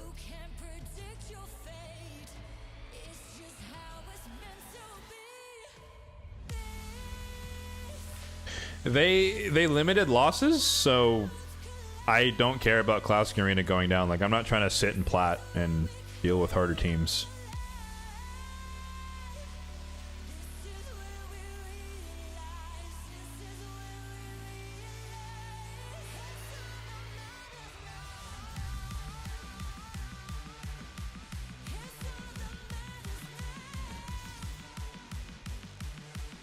One-man defense for over 2 years. Yeah. My default was the one-man defense, and literally I put more people in because of the coalition event, which is over. So I'm going back to my normal, which is the one-man defense. I don't care about Cloud Security defense. If they ever do some like rolling plat arena reset thing where there's like 7 different times and it rotates every week, maybe I'll give a shit about trying to finish plat one week when it's a good time. But since it's always 3 a.m. local time, I don't care. Or, you know, 1 a.m., 2 a.m., 3 a.m., I don't care about it, so I don't sit in plat. But I am one of the people, though, like, I still try to win as much as possible. You can see here, like, 99% win rate. I've lost twice. I think one of them was actually earlier today. But I farm these. Some of my best speed pieces on my account have popped out of these chests. Most of them suck, obviously. This is just like, you know, rolling dungeon gear. But the few that don't suck are good. So I think I get more speed gear from this than from like a triple or a drop fever for speed and dragon. So obviously your gear probably differs, but it has worked for me. So I try to win as much as possible, get as many chests as possible. All right. So a quick refresher. Oh, my live arena hall? Sure. It's not that great. I did a lot of Hydra focus. I did a little bit of Curse City. And then Faction Wars came out, and I thought it was going to be easier than it is. But I came back and started maxing out more there. Can I actually? Yeah, there we go. But yeah, I'm gonna do these 5 on the right for Faction Wars, and then I'm gonna go back to Curse City, start working on accuracy, speed, and all that stuff.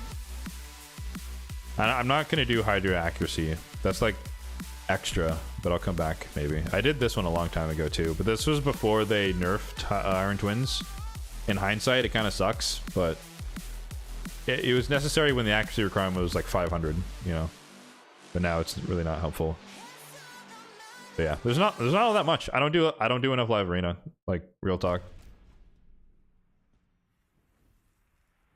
We might do some today though. But yeah, quick refresher for those who joined later in the stream. But this is Marius. This is the build. He is in pretend it's 4-piece feral and lethal. So in the meantime, double reaction. But ideally I get a feral ring to make it 4-piece feral, 4-piece lethal. And the idea there is that he's in lethal, obviously. And the feral is one for the accuracy and the speed. But also, like, I want to be able to play him into Armanz's so that if he... Well, you can't suck his turn meter, and then he can't be stunned because he has block damage or block debuffs. And so I can potentially counterattack and enfeeble somebody or kill someone. So people have to think twice about just sucking all your turn meter away. So I'd like the little bit of counterplay. And if you sheep him, fine. But then you sheep Marius and I have someone else on my team that's not sheeped. But yeah.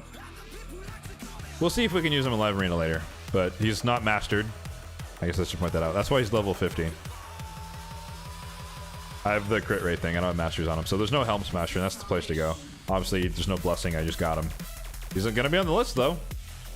Oh, Relic? I probably should move... I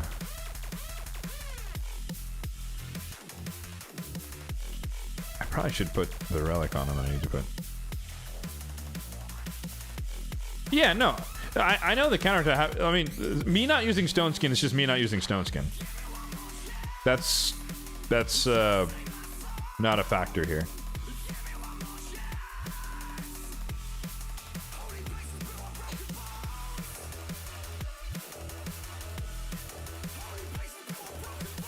Block debuffs is just, I mean, it's equally, I guess, as strong. No, that's just me being me. I think, because I have 2 Cat's Gazes. So, I'm trying to remember. I have one on Mezamel. This is my nuker one.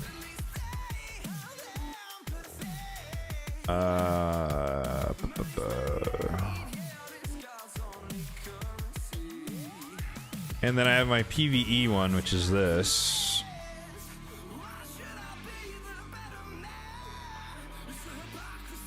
So I'm wondering...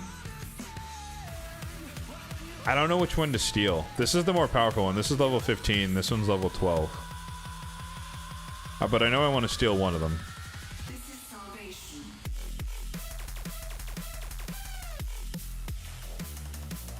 The problem is, like, I can steal Atharion's, but he's more important in Hydra than Marius will be.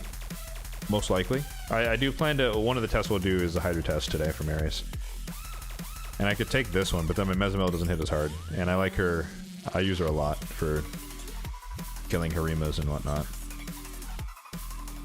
So, I don't know. I need to think about it more. One of them is losing it, though. I wish I had a third, but I don't. Do I complete every fusion? Yes, sir. I have done every single fusion except 2 that I messed up. and 3 that I was not playing for. Why can't I be a normal hypocrite and use Stone's gonna complain about it at the same time? Exactly. Exactly. I'm trying to not be a hypocrite. I mean what I say when I don't like the set. Speed! Oh shit, it actually happened. We got it. Okay. Low key, guys, I did not believe that was gonna happen. But sweet. Alright, that's a bonus for the day. We got the 5 reroll attempts. Hey, we'll get it. Sweet. That's major. Oh my god. That's why I wanted the dust, because I wanted to re-roll this. That's huge. That's massive. She's, yeah, 370 now. Okay.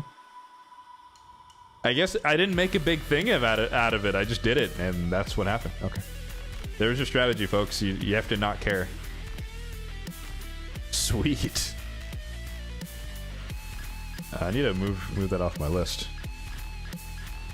It will probably surprise no one who knows anything about me or my content that I have a spreadsheet of every single gear piece that I want to re-roll the stats on.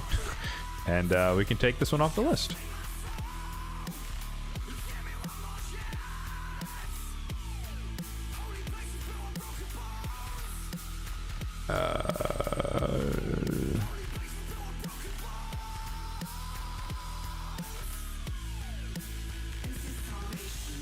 Oops. Sorry, updating things. Not delete row, delete cells. Yes. Oh no, that breaks everything. Oh god.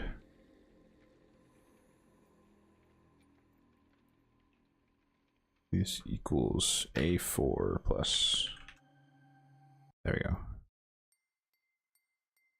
Delete cells, move them up. There we go. Alright. Decided to switch to Twitch. Okay, all good, man. Wow, I'm still shocked by that. I really didn't expect it to actually reroll. And the reason I didn't expect it is because if I show you Elva here, who's gonna be maxed out next. These were Siphi's old boots before I got the double roll. And you can see right now I kind of settled on HP percentage. But 20 reworks. 20 reworks. Not a single one of them was speed.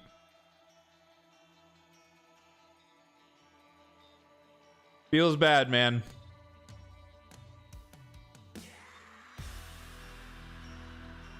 $21 would do it. Yeah, right? That's you'd fucking hope. But yeah, so hence my surprise when I got it on the 6-star pair in 5 rolls. But obviously I got that pair more recently than I got these. So these were her boots. It's triple speed accuracy with defense, great. But it's, for the life of me, it would not give me speed. And still didn't. I just gave up because I got the 6-star pair and I was like, I'll try with that one and hope it doesn't take 20 attempts.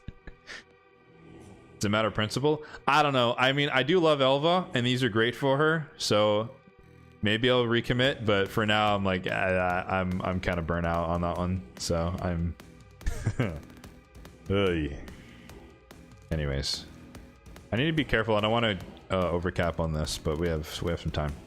So Marius, where are we going to test him out? So ground rules here. I'm not going to use them in the core dungeons because that's so boring and I don't want to do that. But there are other areas I do want to test them out in. Like my other teams are pretty much set though. Like Dragon, I like my poison team. Where am I going? Here. Spider, I like my poison burn combo team.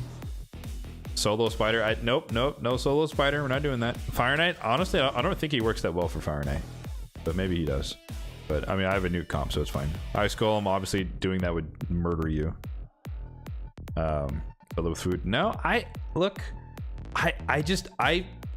find it boring. I don't want to use Marius in the core dungeons. I spent so many years and time building out all these fun teams that I don't want to neuter them with just Marius everywhere. So we're not going to do that. Max efficiency. Been lurking a while. Appreciate it, right? Thank you for stopping by as always, man. Appreciate it.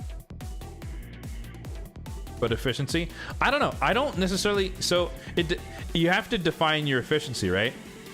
That is like energy efficiency, but I prefer time efficiency. So I want it to be the fastest run possible, not the most energy efficient run. If that makes sense. So my 6-turn spider team is better than any solo Marius shenanigans. He's also not in Slayer, which I think is a little bit better.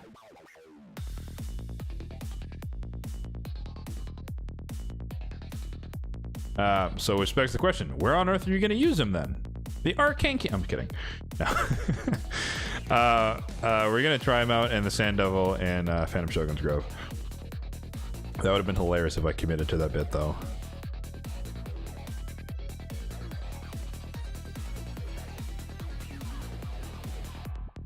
Four turns with Newt, Mithrala. Boring. I understand. I totally get it. It's boring. I don't want to use Marius in every area of the game. I'd be so bored. Hot take. Once again, this is another hot take. This is between you guys and me. If I had my say, I would change Marius to not be enemy max HP. That's my hot take. Leave him for arena, or retune him for to be better in arena, maybe some ignore defense, but get rid of the enemy max HP. That's what I would do. I will make use of it while it exists, but I'd prefer that it didn't exist. Alright, so this is the OG team. This takes like 2.5 minutes or so. But I do have Siffy. So we are going to try and win the Siffy team.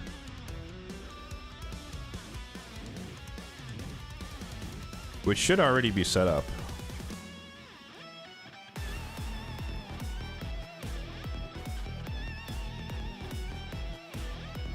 Now, I understand that this is like contradictory to everything I just said about the core dungeons, but because this is not a core dungeon, it's a little bit different. And in my opinion, a Siffy comp is fair game because you're actually using sleep versus Marius just kind of nuking everything down. And I was already using Newt to begin with. It just took a lot longer because you couldn't maintain the sleep. Or, well, you couldn't maintain the damage because he'd wake up and cycle and whatnot. Howdy Howdy has the big horse. Well, this is the first test, so we'll see how he is. Which one is the ability? Is it this one? Oh, okay. So I guess priority 1 on this. Do I need this at all? I don't think so. I think that's a waste of a turn, right?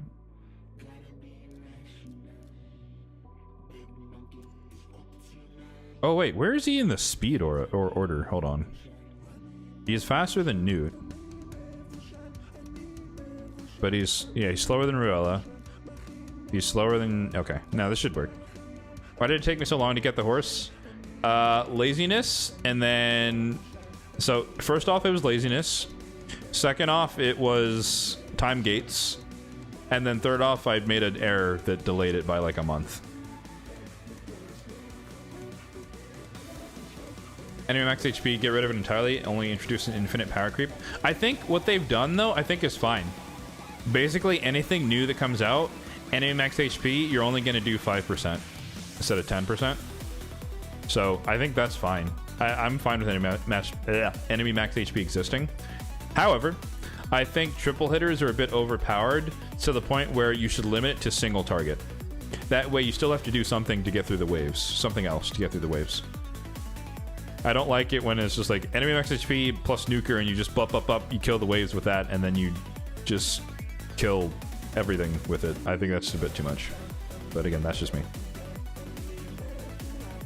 Alright, we're gonna not super raid this because I don't know if this is gonna work, but it should on paper. None of them do damage.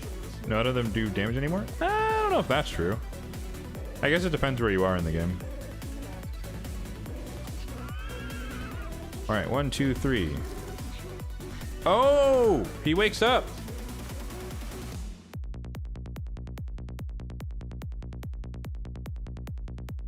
Marius is too fast.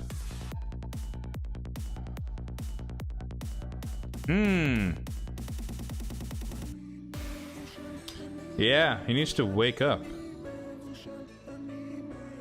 Ooh, okay. That's because of the decreased speed.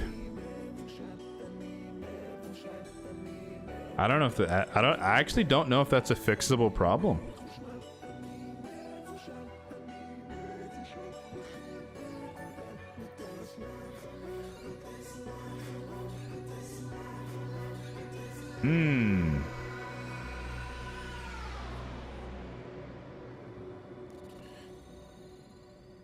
The alternative is we use a Riho instead.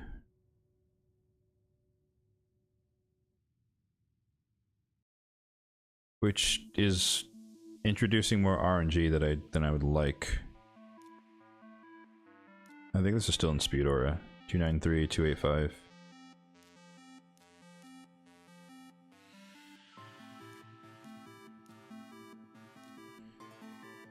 R3 leagues. I have been out of the R3 game for 2 years now, so I don't even know what that is, unfortunately. So I have no opinion. Apologies. See, now so the reason I wanted to use Ruella is because her triple hitter is very likely to place the debuffs across all 3 of the hits, but Riho always has the 3% chance to fail to place decreased defense and or weaken. But maybe they can do enough damage without it? I don't know.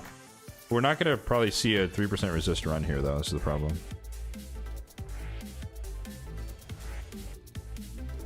Well, there was one, but it was the wrong ability. So Marius isn't capping.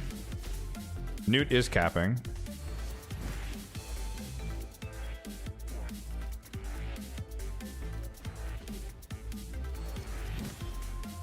So it works. So no, like I have played RS3 in the past, but I haven't played. I just don't have the time to play RS3 at the moment. So I just haven't been paying much attention to what's been updating in the game for the past 2 years, unfortunately. I mean, it works. It works with Riho. So it's just I'll have to test it more until I get a 3% resist on the decreased defense and or weaken, and we'll see if that actually matters. But definitely, yeah, Marius is not, he's not capping it out compared to Newt. Newt's hitting the cap. But the difference in their builds is quite tangible. Mainly the crit damage. This is 242. DJ Gray, appreciate the follow. But 4900 defense, 242 in the crit damage versus Marius, which is at I think his defense should be higher when he's actually 60, slightly higher. But yeah, I'm 20% lower on crit damage because I don't have this or this. Keep forgetting I got more things. Nope, light attack. Rip. Then I didn't get defense here or here, so I think Newt has both. Oh no, just the one. He is this though. But still, that's basically the difference, right? Yeah, 242 versus 220. Is that right? Yeah. Okay. Actually, no. I'm missing 30, right? Because I don't even have this. Okay, so we're only 10%. That's not that bad.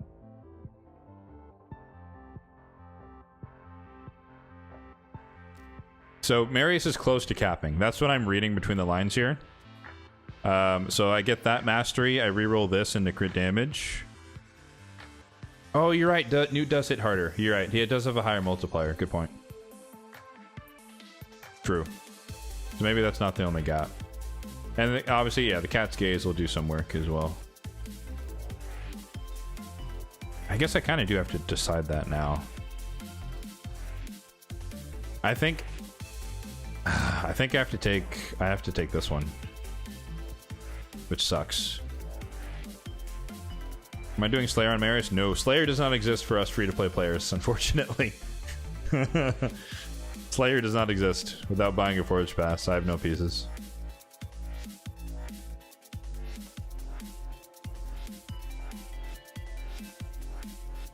I mean, it's Marius, so I really can't complain.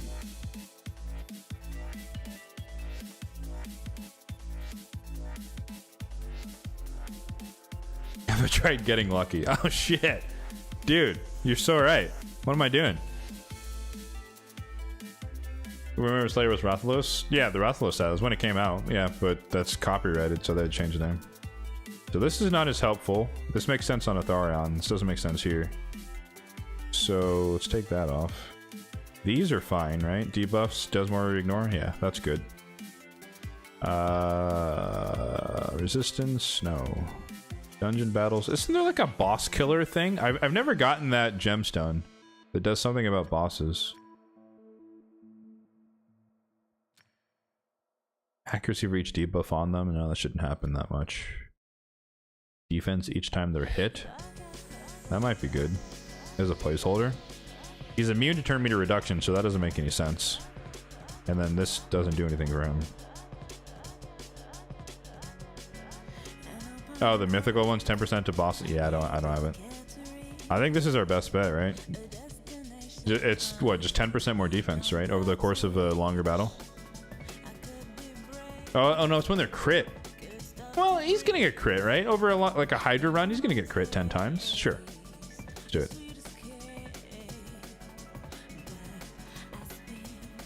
Worth. Alright. So that, oh, that's actually, duh, that's a lot of crit damage right there. 250, boom. Okay. I forgot that gives us stats. So now let's run it again. Let's just see. Is he capping out?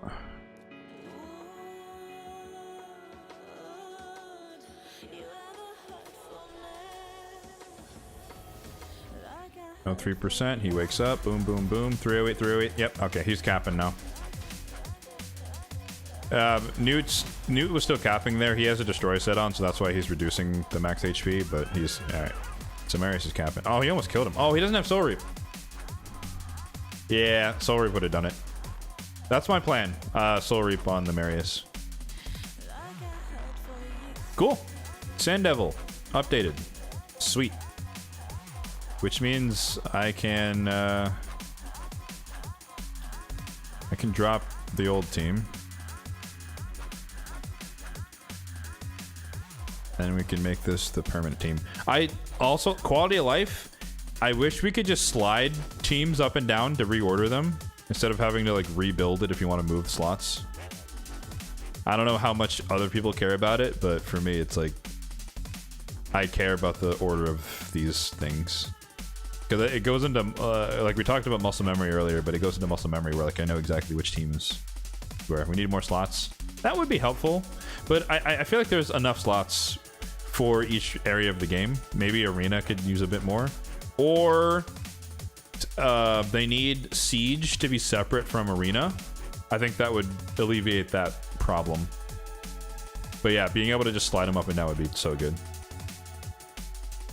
What are we doing? Sify, Kaimar. Kaimar's at the bottom. Riho's is in the middle. Newt is at the bottom. Yes. Alright, so this is the AoE? Yeah. You can tell I'm not actually used Marius that much. I forget which abilities which. Alright, so 1 don't use. Sify is opener here. And then 1. Not that it really matters. Kaimar is opener here. And then reset. Rio is just 1. It doesn't really matter what she does afterward, to be honest. And this is 1. So this is SD 25. Or no. I have a bunch of room. Let's call it Sand Devil 25. Alright, now let's just double check. 1 don't use. Opener 1. Opener 1. 1, and it doesn't matter. And then 1. 1 don't use. Opener 1. Opener 1. 1 doesn't matter. 1 don't use. Cool. Alright, they're identical. That's 1 spot opened up for other stuff, and get rid of this one as well. Shogun. Well, that's dangerous too when that happens. When you move it around, you have to make sure you actually like reselect it. So I'm just gonna rerun it just so that it actually settles into this being the team, because I will forget that in the future. I have some energy refills that have relatively close expiration dates, so we're gonna burn some of those for all these tests. I wonder if it matters if Siffy does her A3 or not. Because for like animation time, it would be faster to just have her use the A1. But I don't know if the turn meter fill matters, so I'll probably iterate with that a different day. Alright, 6 days. Actually, this should be reset. Ah, my goats. Triple Armiger, my guy. Appreciate you. So, a Mutiny Armiger? You what, mate? Or maybe it's Feral.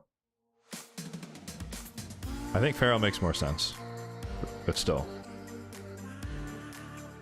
Having 3 Armigers is already a weird choice. Having the third one have gear on is another choice. Interesting. I don't know what to make of this. Because something like this is deliberate. The fact that they're all like 3-star awakened is... it's not an accident. But I wonder why. And this one has stone skin on. People are weird, man. And I am part of people. I'm weird in my own ways, so it's not an insult.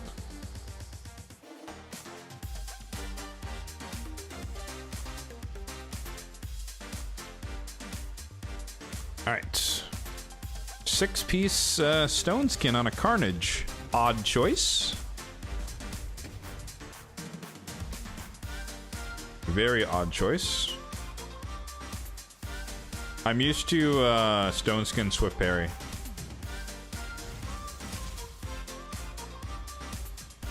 Or stone skin Savage.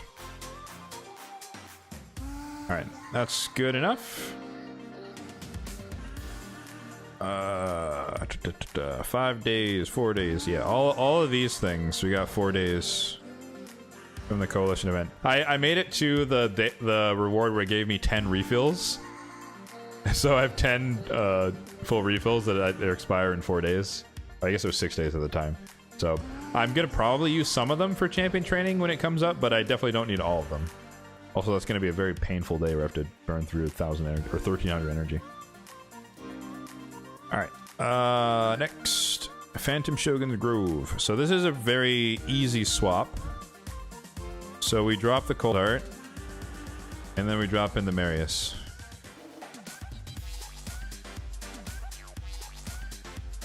I didn't make it at 10,000 points. Oh, nowhere near, man. There's not enough There's not enough offerings of points. I don't know how you were supposed to make it to 10,000 points times 2 or whatever it was. All of the dungeon things did not line up with what was going on in the game, so I never got points for those. And then I did as much arena as I normally do, and it just didn't amount to much.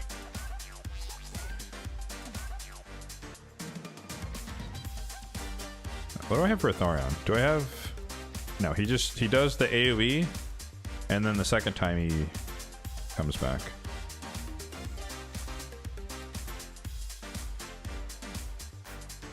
Didn't do much of the one-time quests. I did. I want to say like 70% of that page. So I did a decent amount, but I didn't nowhere near like 10,000 times 2.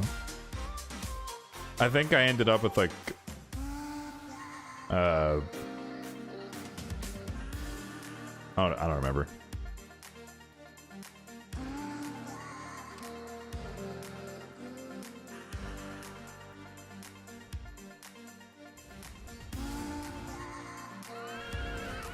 All right, that's cap. That's cap as well. Oh, so close. Damn. I'm so close to being able to do it in one turn. Low-key, I want to run double whisper. I don't have a second one, and I obviously sacrificed 2 copies for this one. But I'd rather run double whisper than run more enemy max HP BS here, because you just do more damage. Like whisper did twice the damage. So like I would maybe keep the Marius, but I would drop this Athorion and I would put in a double whisper and just run both of them and have them just two-shot the boss when they get their turns. But yeah, this is pretty straightforward. I figured this one would work, so not too worried there.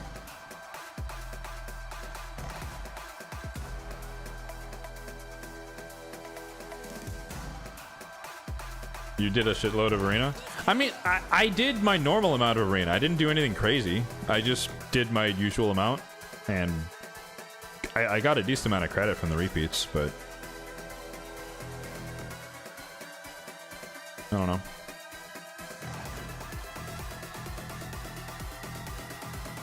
I'm just gonna make this swap. I'm not actually gonna run this team. I'll wait till CBC. I think that's it for dungeons, though, guys.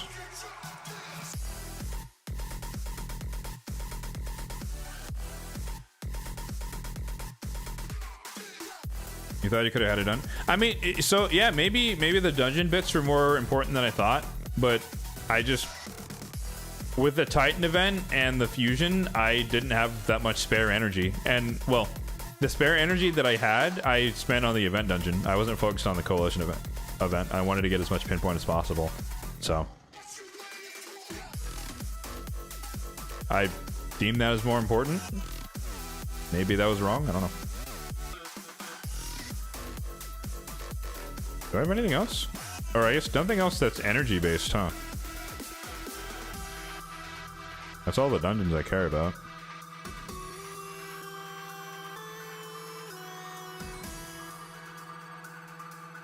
Ah, see, yeah, so, okay, you made the trade-off that you didn't farm the event. Yeah, I farmed the event dungeon as much as possible with spare energy. Let me do a little bit of dragon here.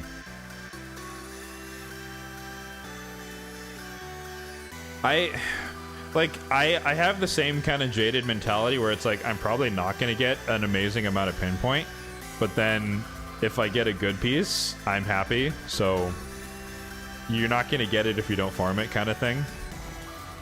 So I'd rather farm it and get a bunch of crap, but maybe I'll get something good versus not farming at all and never get anything good.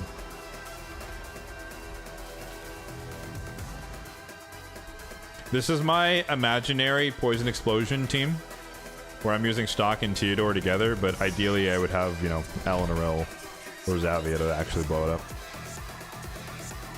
But for now, I pretend. What the heck? Cadillac survived? Oh?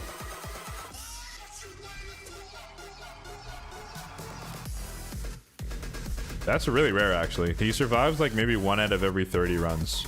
Normally he just dies. That was a very weak hit from the dragon if he lived. Now he dies. Yeah. Do I have a Stultus? I do. But I have so many poisons, or poisoners, that I don't need Stultus.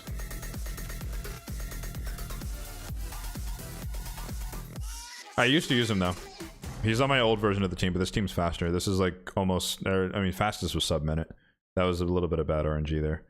But this is like between 50 seconds and 120 seconds. The Stultus team prior was like 90 seconds to 2 minutes. Hey, this will be even faster if I ever get a Poison Explosion champion.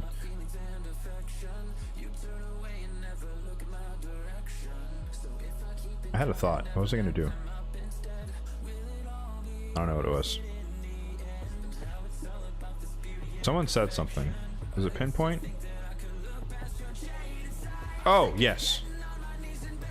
Yeah, so talking about pinpoint gear. So, the, maybe like 4 days ago,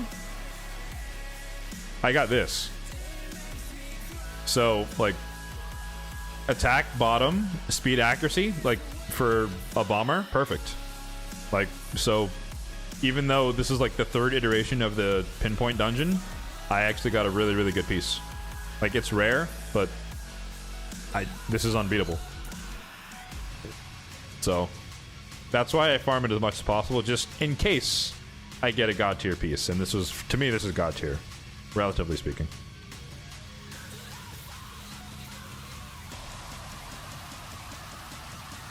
You wanted to use Marius in the dungeon. I do not want to use Marius in the dungeon.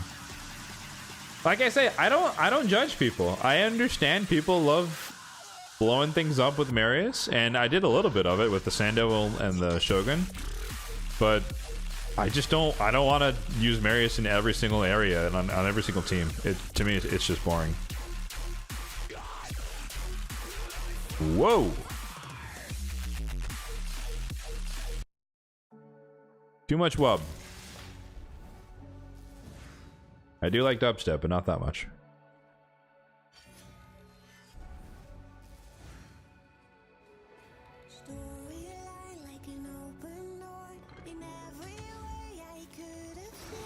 You threw in the towel in the event dungeon? Oh, I just farmed stage 20. I tried to go a little bit further and I couldn't do much.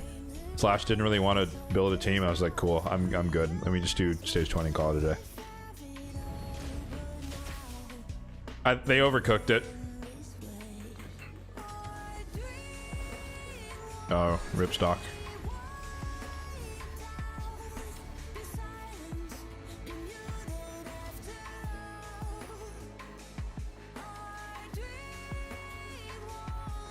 And from what I heard from the content creator call thing, they acknowledged that they overcooked it, which I think is good.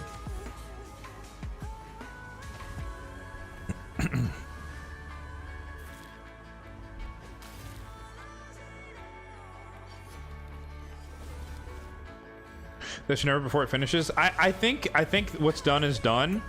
I'd rather them just fix it for next time and then not worry about this one, but that's me.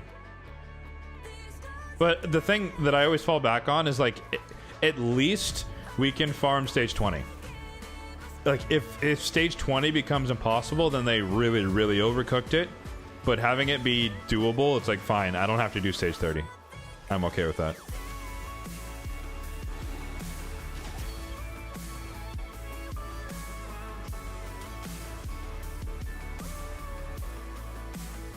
I'm still working on my follow-up video talking about Faction Wars Hard Mode. So stay tuned for that one, and probably in a couple weeks or so. But I'll be talking about how that's overcooked a little bit as well. So I'm not gonna spoil it. I don't have all my thoughts compiled yet, so there's not a ton to say, but I want to get as far as I could possibly get and then make the video talking about the pros and cons, or not pros and cons, but the good and the bad. I still have a couple more factions where I might be able to make some progress. But you know what? You guys are OGs. You guys are OGs because you watch the streams. I will share one tidbit where Undead Hordes is the one faction that is 100% complete. 63 stars. So every single stage is 3-starred on this one. That is the only one that is that high, but nonetheless, it is beat every stage. So a little sneak peek, but a lot of them are stuck in various areas. So, but yeah, future video coming soon. Undead 14. What about it? Oh, actually, I can't click on it. I have Siffy and Rhodos and Vlad, and those hard carried it. That's the core, and then I swapped out the 2 slots depending on what was needed. Fabian as much as possible, locking everyone out, fearing them. So it's not anything shocking. My team. I just happen to have the good champions.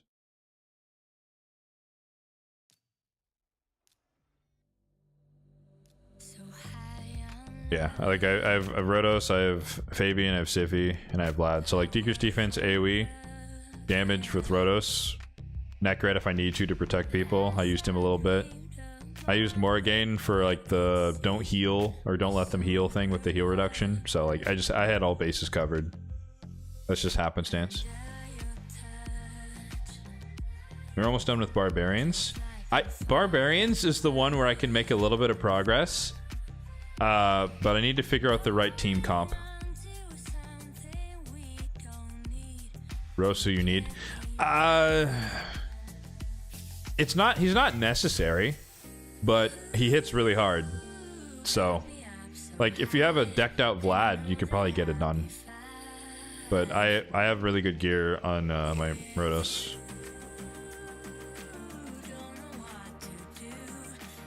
Like when and I'm not saying that like an overstatement. I mean like genuinely my Rotos is stacked. Like he's in 6-piece Merciless, 2-piece Cruel. 45,000, almost 7,000 attack, 270 speed, 300 crit damage. Like he's stacked. 6-star Awakened. Like I bought all the way up there with Essence, all the 6 stars. Ward of the Fallen. So like he's decked out. Like literally with the Merciless set effect and the Cruel set, the A3 100% of the time, regardless of Helm Smasher, ignores 100% defense. So I don't need decreased defense at all to use the A3 to kill people, which is really cannot be overstated enough. So he is really powerful. So I'd be lying if I said he wasn't carrying the faction, absolutely, in terms of damage. But Vlad also helps because he's control and decreased defense with the block actives and the decreased defense. So he's important, and then Fabian kind of just trivializes the waves, right? He just locks them out so they can't do anything.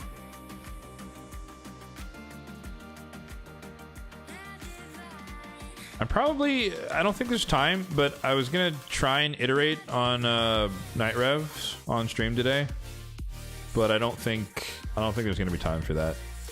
So I might just run something else before it expires. What are we doing? Oh, Hydra. Yes. So, well, if there's Chimera and there's Hydra, I don't know which one I want to do. Actually, I kind of ruined this for myself, didn't I? I did. I ran Brutal already. Well, we might be able to do it on a Nightmare. So I have I rebuilt my team around the Ninja Mikage because I got the 6-star soul, and that's been doing wonders, at least on this affinity. But my original team was, actually we can make the change now, was Athorion and Newt, and then now we have Athorion and Marius. So I want to do a damage comparison between the two of these.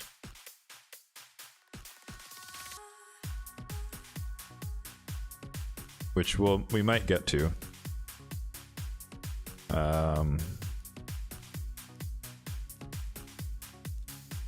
Unfortunately, though, I really want to do the test with Elva replacing Galathir, which might seem like a weird thing to do, but I'd rather, because he's not in protection, I'd rather have the protection set.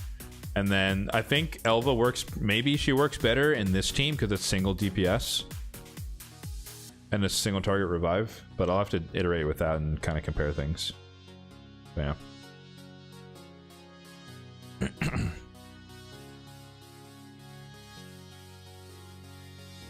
Barbarian's the only one you have done, but you have Odin. Yeah, Odin would do. I mean, decrease defense and stun. Yeah, and buff strip. Oh, block damage too. Yeah, you just don't take damage for most of your turns. That's solid. Yep. Odin, Thor, Armons, and Archer. Oh, dude, Archer Queen? Yeah, man. It's the stun and a provoke. Like, and Armons, too. Yeah, the waves are locked down. That makes sense. I'm definitely at the limit of my Barbarian progression, but I'll have to see. Because right now I'm running into problems where I need, like, 6 champions to do the job of 5. And I need the right order to do things. Flash RNG. I think I'm on, for you guys will know because you're close to beating it, but I'm on the Hegemon stage where I don't care about trying to survive 75% HP, but the what's his name? Faction Unity from Night Rev, Hosan Cleth, is that his name? I think something Cleth. But yeah, he gets a turn and he just like murders people. So that's my problem. I just need like good RNG to keep him stunned. It depends on if and when he gets the instant turns. That's kind of been the annoying thing. We'll come back to this. Let me run Hydra first. So my thought process is that Marius goes on the Brutal team. So we'll start from the top. This is my Nightmare team. The problem with putting him in here is that I like this team, and the only person he could replace would be like Mishinaki, maybe, but then I lose Hex, which is risky. But with like triple enemy max HP, it probably wouldn't matter to have Hex, but then you're also missing out a lot of damage from spreading it around, so give and take. So I don't want to run him here. Obviously, he could technically do the job of a Thorion, but then I lose the debuffs, and I kind of like the decrease attack block buffs. Anyways, I'm rambling. But he's going on the Brutal team. And my thought is that I replace Mishinaki on this team, because what Mishinaki does... I forego the burn, and then we just give up, but even then he only uses that on the A1. I have decreased defense from Ugo. I have decreased attack from Uko. I have buff strip from Marius, slash, buff duration decrease. And then we just forego the Hex. And then, yeah, we just miss up on the ally attacks and whatnot. I'm thinking that's a fair swap, and then it is really hard to give up Mishinaki, I agree. But I'm trading a team that has no enemy max HP for one that does, and it should do more damage, just by and large. The only question is the curse set on Aostrid enough for us to actually free Marius if he gets eaten? That's my one concern. So I don't know if I'm gonna get a run where that's actually gonna happen, but we'll see what happens. But it's pretty straightforward. He just kind of does what he does. Ugo should be faster than him, yeah. Barely, but faster. You'd rather give up Shamail? Then I would just be tanking the True Fears. Can't have that. I'm not one of the people who is just like, I'll just kill the heads and then ignore the missed turns from True Fears. And it's like, nah, I'd rather not miss turns. So, but also dropping Shamail, well, I mean, I guess I'd still have Mishinaki. To me, that's not a one-to-one trade.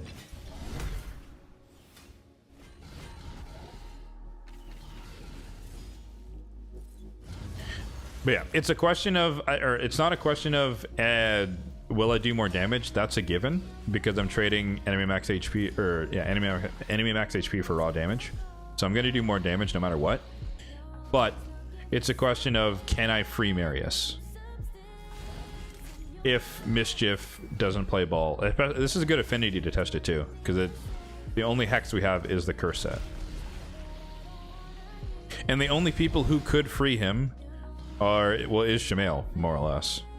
And Aostrid, she's technically built with damage, but it's like crit rate, gloves, and whatnot. Does the curse set still place on weak hits? I think it does, right?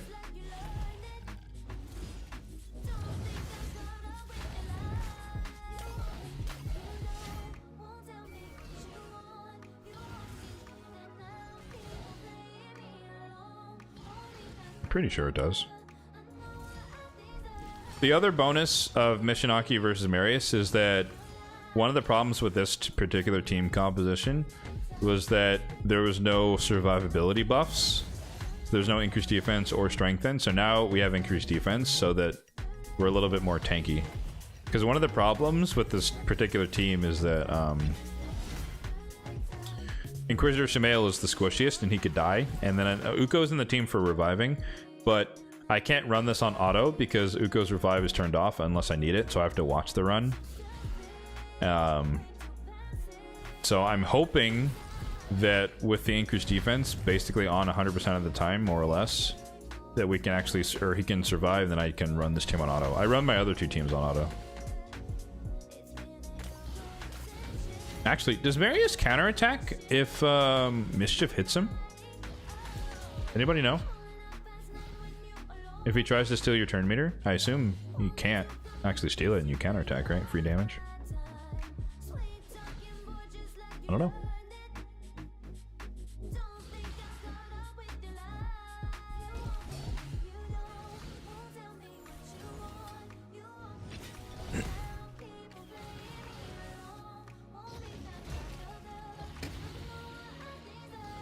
Okay.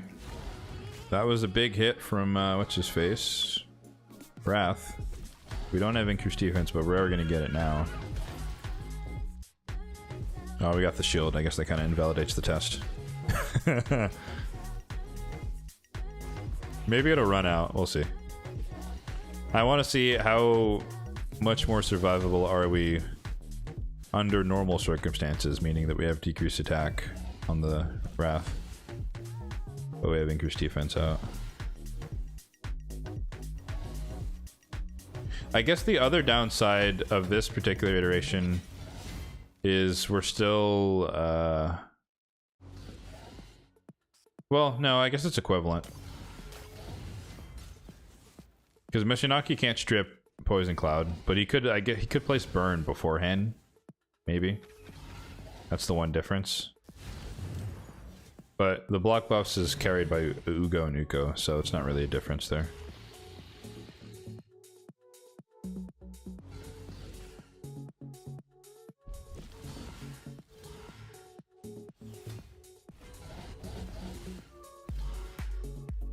I guess in the meantime, because obviously, you know, there's really not much to see here or talk about. How are you guys feeling about the fusion? Void Lego, dude. Thoughts, opinions? Cadaver 2.0?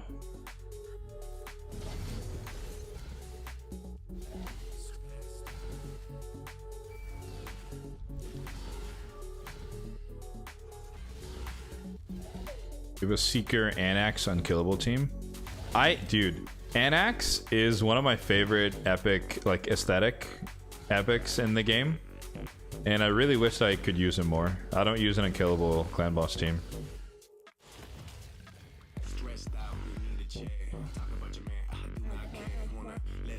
Like, if I was to break my rule about using Unkillable teams, I would use Anax Unkillable teams. I think his damage is ridiculously good. 100% quit if they nerf him after they said they wouldn't nerf him. I don't know if that's fair, but I understand the sentiment.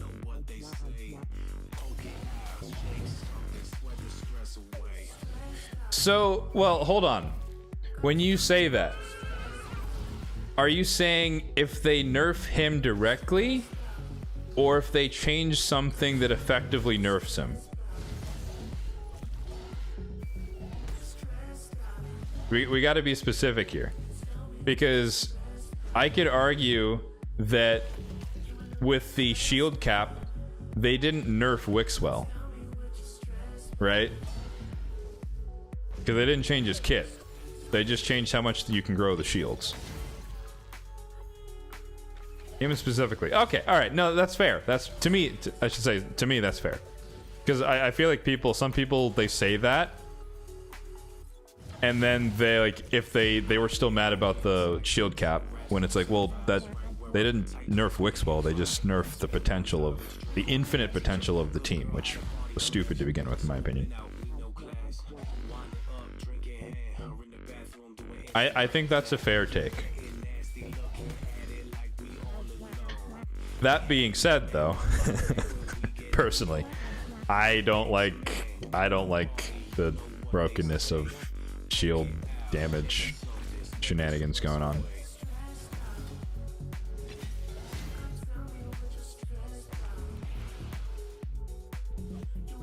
Yep. All right. So this is the danger zone here. Obviously, Marius is going to free Shamail, but I'm looking at this as if, or pretending like Marius was eaten. So we don't have Hex out there. It's a weak affinity matchup. What the hell just happened? Oh, reflect damage is out. I was like, why did he just die? Derp. Okay, I guess we didn't block buffs over there. Wait, he didn't remove it? Like, did he? Oh, god damn it! Did he die before it got removed, or did he die on the first hit? So it didn't decrease the duration? What happened there?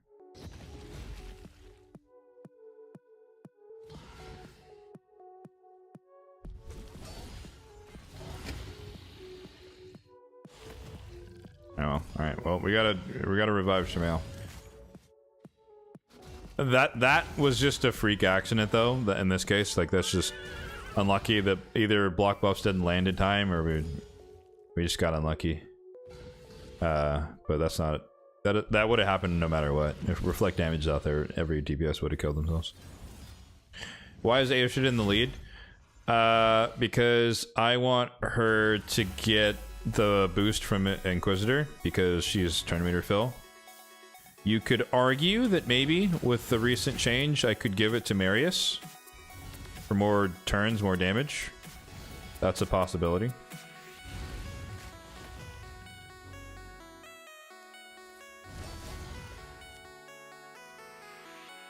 Welcome back, sir. There we go. All right, now we're back on auto.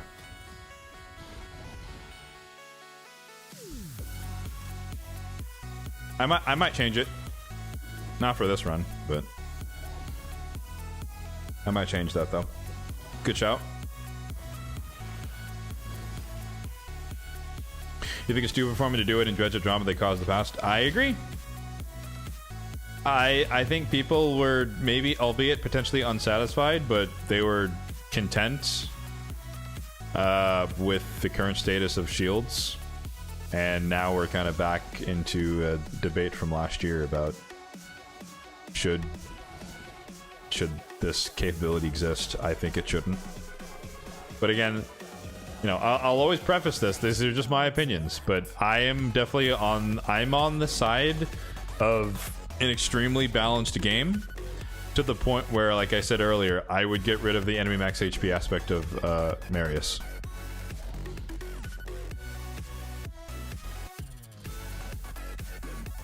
Or Olive Branch.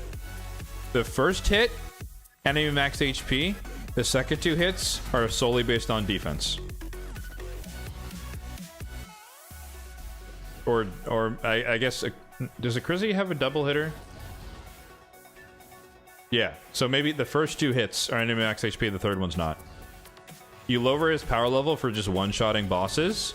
You maintain a similar level to a Crizzy for other content. I think that's a fair compromise. But giving him AoE Newt, I think, is stupid. Personally.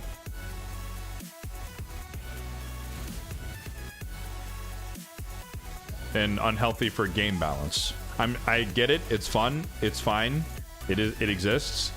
But in terms of pure balancing the game, I think it's a terrible thing to exist.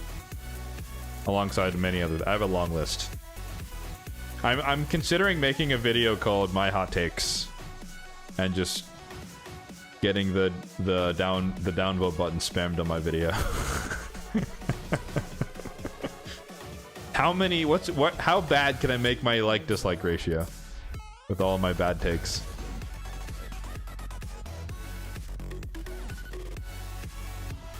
You like the commission thing? Yeah, I didn't think much of it.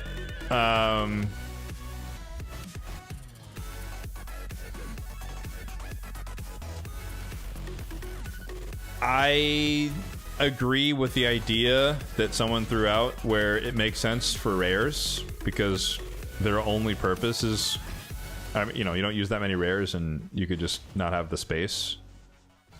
I like that idea, but for epics, for me, it doesn't make any sense. Personally, for me, it doesn't make any sense. I'd rather have chickens. But for the whales and krakens, I'm sure they want as much space as possible to keep pulling their shards, so.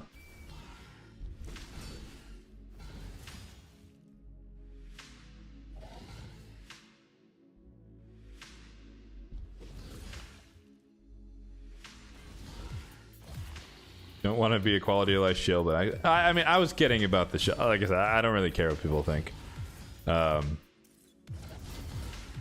yeah, no, the best QOL stuff, I'd have to like remember them, honestly. That'd be the hardest part. Like no lie, because there've been so many, we just kind of get used to it, you know, and then people forget, and we move on, you know, and you get mad about the next thing. But yeah, I mean. AI overrides? Like, hello? I feel like people don't talk about that one enough because it's been years, but like You couldn't control the AI of your champions before, guys. That wasn't a thing. They would do whatever the hell they wanted. And it was fucking tragic. That was a massive change. Like, you could build reset teams that could actually do everything. You could build... it's just... I can't imagine all of the content that we do now without AI overrides. Good God. I don't want to think about it.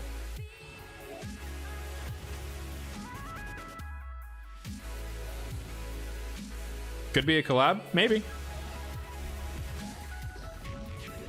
I don't know if I have enough pull to negotiate a collab, though. It's kind of the thing. I think that would be a great thing to do with, like, nubs. For sure. Oh, we didn't strip it off. Is this a wipe? I think this is a wipe. We didn't steal it.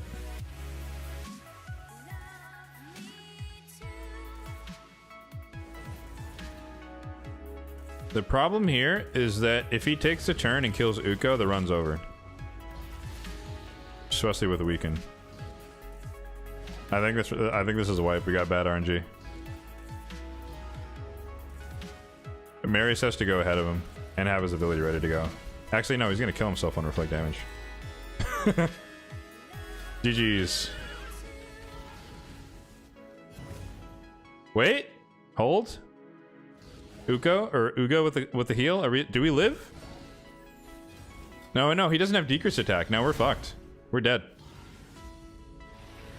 Oh, we lived. We lived. Increased defense for the win. That's crazy.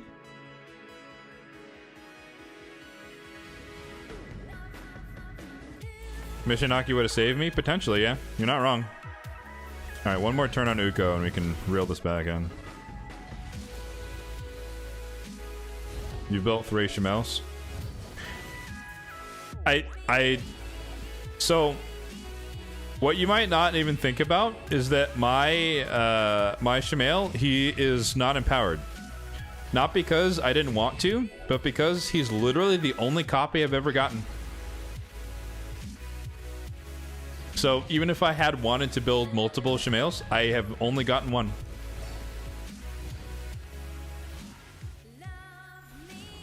This is my one and only Shamail. He is 6-star Awaken though. I did get lucky with the soul. But yeah, no single duplicate copy. I've been hoping for it for a long time now. It just hasn't happened. You must be wrong. You never used him. I don't think you're wrong for not using him. It just depends on what you're... If you have a bunch of Veilers, a bunch of the meta good Veilers, then you don't need him. Like if you're running Feral and or Elva and stuff like that, then you're chilling. But I have Rector, I have Shamail, and then I have 2 Hanorok. Those are my 3 solutions for Head of Torment, and one of them is on each of my teams.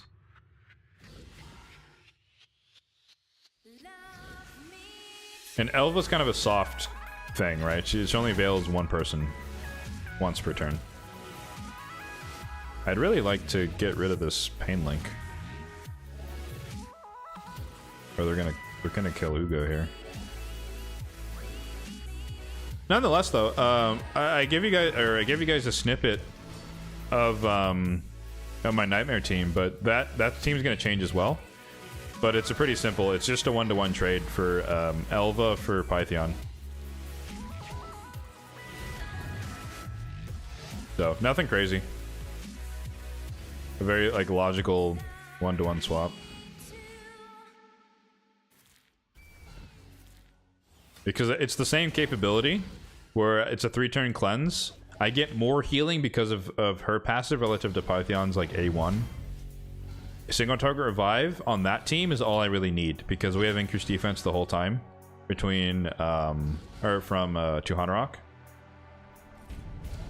And like if anyone dies, which usually isn't even the case, but if anyone dies, it might be Husk to reflect damage, and then the single target revive is all I need. It's very, very rare for my Nightmare team to have like a full AoE, multiple people die. They're all tanky. There's no attack-based people. They're all defense or supports.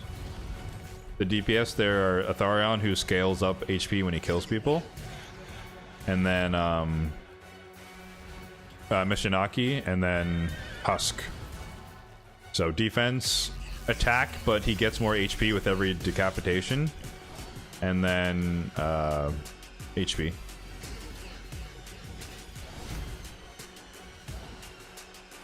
We might get a cleanse here. Yep. Oh, one turn late, Uko. He's in a provoke set. What's my max count nightmare? 100 and something mil? 130, 40? Nothing crazy. Whoa. Uh-oh. Are we dead? Oh! Oh god, we got lucky there. We replaced Deeker's attack. That was really lucky. She gonna steal it? Hey, my goat. Contra for the win. Thank you. Monka S. We need one of those clutch, Oh, Marius is getting murdered. Oh, see you, buddy.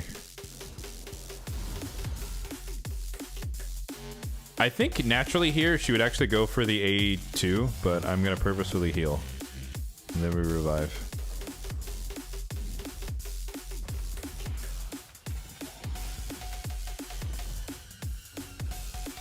Maybe you're overkilling the problem.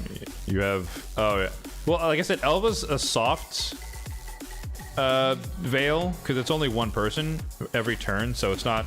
You know, you're still gonna get feared out if you have AoE A1s. But Feral Shemael is probably a little bit overkill. I would agree.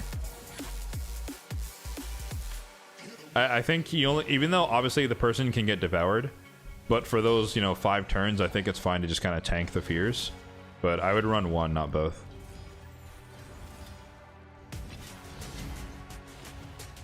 Also, the benefit of Shemael is that he's just he's a DPS. It's single target, but more damage is more damage, right? You don't want a team of 5 support or 6 supports.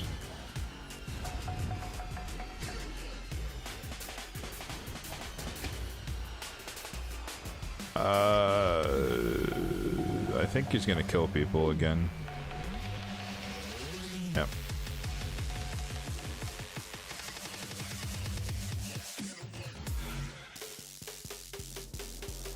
The other thing I'm still hoping for, and those who follow me will know, is that I want Molly on the squad to replace Uko for the provoke and the revive, and then Molly would replace Contra for the provoke slot, and then add the revive on auto, and then I could drop in a Thoratrix Lamasu for Uko, where I maintain the decreased attack, and then I get an upgrade to the block buffs because she places it, and so we don't have to worry about weak hitting, and we don't have to worry about when new heads spawn, they have Service Well and they can't take debuffs.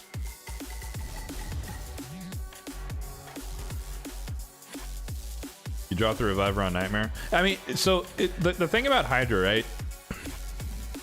It's so dependent on who you have on your roster and who's on which team and whatnot. So if you can make a team that's super tanky, Wixwell plus something that keeps your team alive, then yeah, you don't need a reviver. Like a team like this, you can see like we're on the edge of death a lot.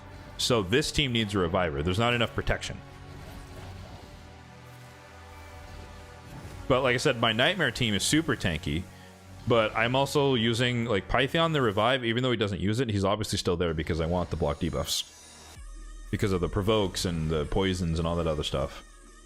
And Head of Mischief. Or no, he doesn't do anything. I guess, yeah, poison provokes. Has Marius been eaten yet? I don't think he has.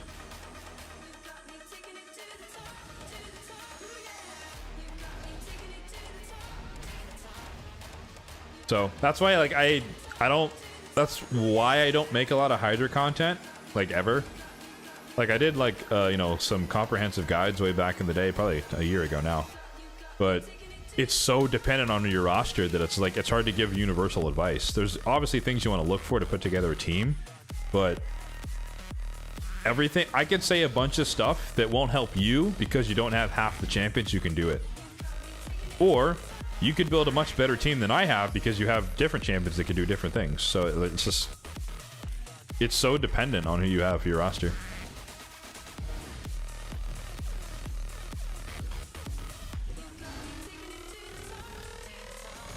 You need to work Feral into your Hydra teams? I mean, it's good. I don't know if you need to, but if you can.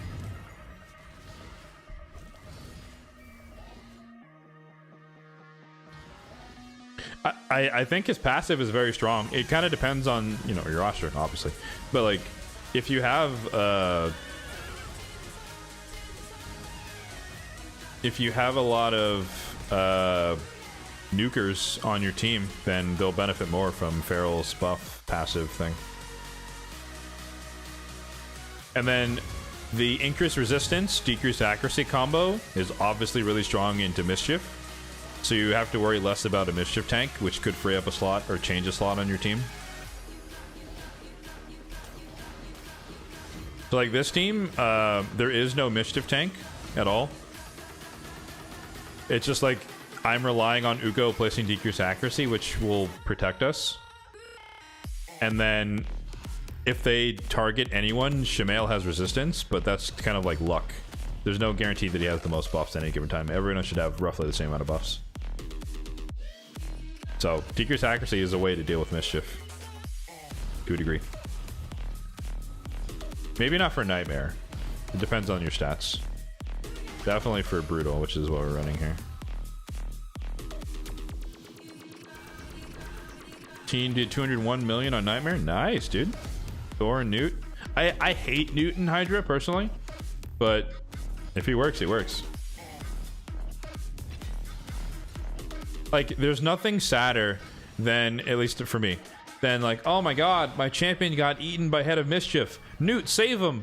Redirect. It's like, oh, well, they're dead. It's like, it's a 4-turn cooldown. You waste it, and you're not saving anybody. So it's like, Newt is so dependent on you having Hex, and if you don't have Hex at the wrong moment, your champion's gone. And I hated that. Like, I always use AoE enemy max HP. If at all.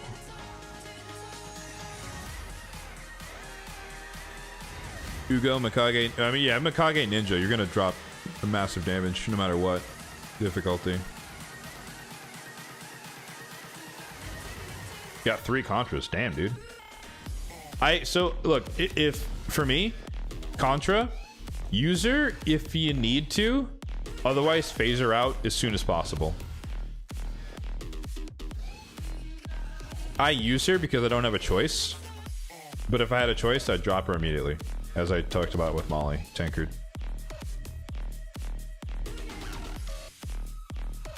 Did Ugo just hit 200,000? What? Like, I understand it's a decapitated head, but like, huh? She has no crit rate or crit damage. What the hell just happened? That's crazy. Yeah, no, she had 100k on that. Wow. Empowerment, maybe? She is +4. Okay.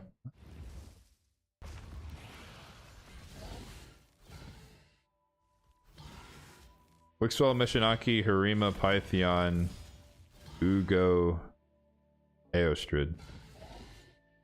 Not solid, man. Aha! Oh, no, that was Shamail. Never mind. He's free. Yeah, they haven't eaten Marius. Is that just luck? Or did I miss it? I don't think I missed it. I don't think they've eaten Marius yet. That's literally like the one reason. Well, not the one reason. The one thing I want to test the most is, can we free Marius?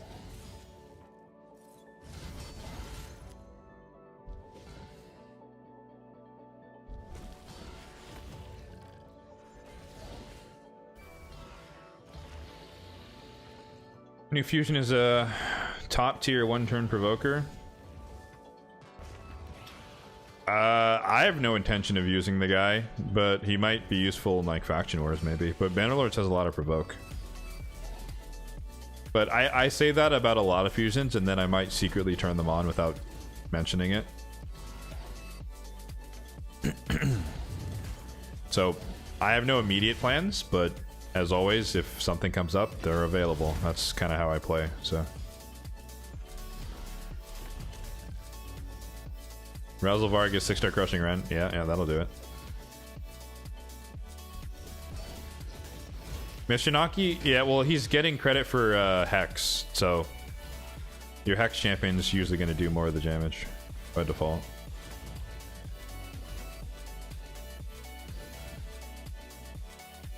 And the Savage that she's probably in as well, yeah.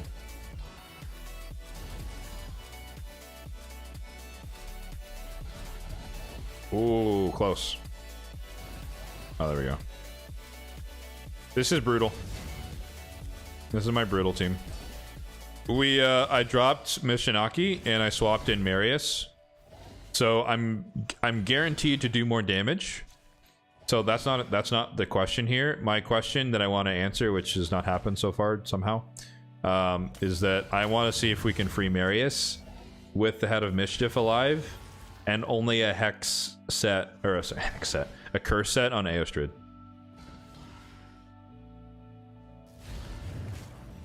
That's what I'm trying to test, but I'm also just going to keep the key if it doesn't happen. But maybe this could be also proof that it's not as likely as I think it is. But that is my primary concern.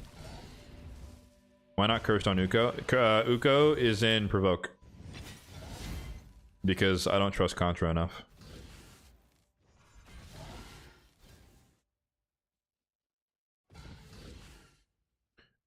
So the reason I don't trust Contra, Uko's in Provoke. I've literally Contra's in Relentless. I've literally had it so that she takes 3 extra turns in a row, and all 3 times she didn't place the Provoke with 5 debuffs out. I don't know what more you need. If you don't get it in 3 turns back to back, you're not placing the Provoke. So I want the backup of a Provoke set. Even if I get the Dream Team, which is drop the Contra, put in the Molly, switch to Lammasu, my plan is to put Lammasu in the Provoke set. Because she has AoE on the A1. I would just transfer the gear from Uko to her. Which might not be as required. Maybe with Molly, with a 2-turn Provoke, I can get away with double Curse set. But at the same time, Molly's going to get eaten eventually. So I need something to provoke in the meantime. So, yeah. Do I use Visix? No, I do not. I have better champions than Visix. Simply put.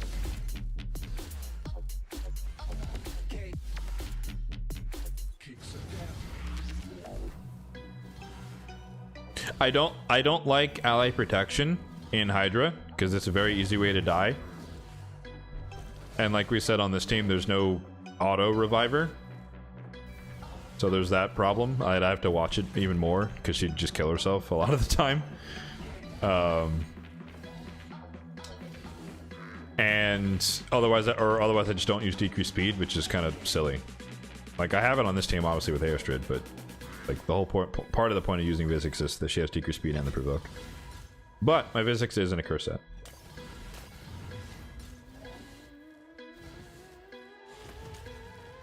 Brutal team is Duchess, Hatter, Thor, Ninja, Mikage, Nekmo. That's a hella aggressive team. But Duchess allows you to do that, so that makes sense. I don't have Duchess. Lamasu's in Pharaoh for extra damage? Yeah, makes sense. Gotta work on your brutal hard team to lackluster, if not outright failures. I don't know if they're failures. Oh wait, are you saying that's why we lost the last clash, bro? Is it your fault? Self-report?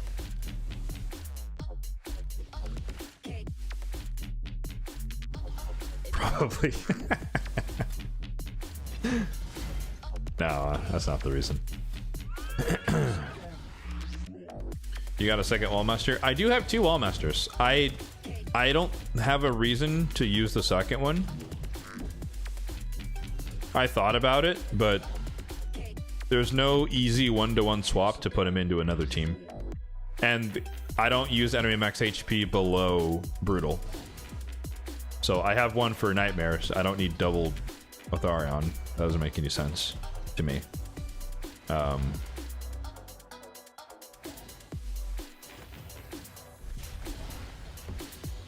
Did they get cleansed? What happened? Why is there no debuffs? Or did everyone just respawn or something?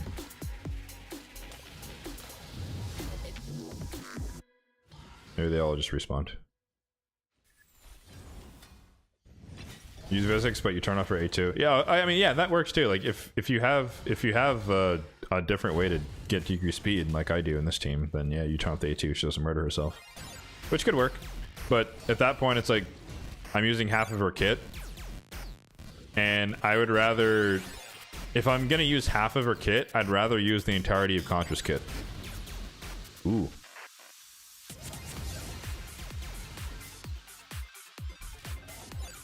We got the leech. They really just don't want to eat Marius, huh?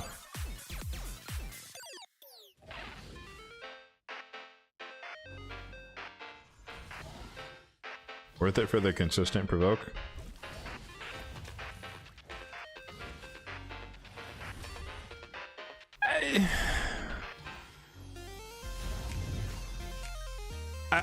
I put them in the same boat as for the provoking thing.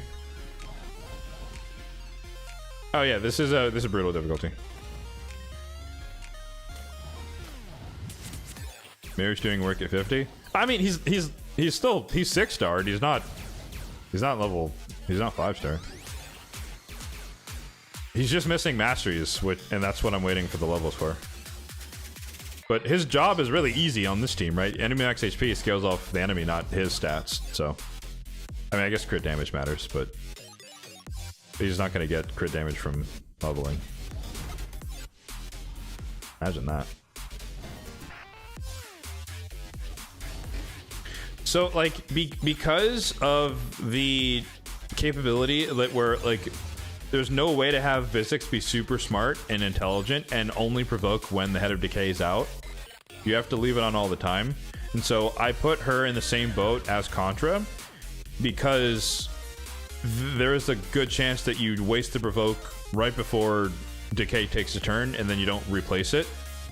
So then it's on cooldown for 2 more turns and then you still might get the cleanse. I put that in the same boat of RNG as Contra just might not place it with her passive. So is she more consistent? Maybe. But that's if you ignore the possibility that you try to place it when it's already there. As opposed to Molly, where at least there's a chance that she places it for 2 turns, which will override the 1 turn. So it's not as redundant to have Molly place a provoke on a provoke target compared to Vizix.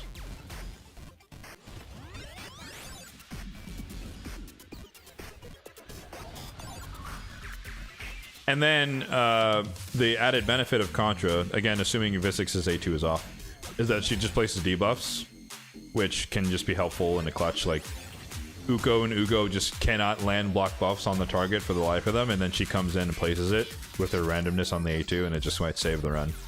Or place decreased attack when no one else has it placed. So that's the other benefit of Contra.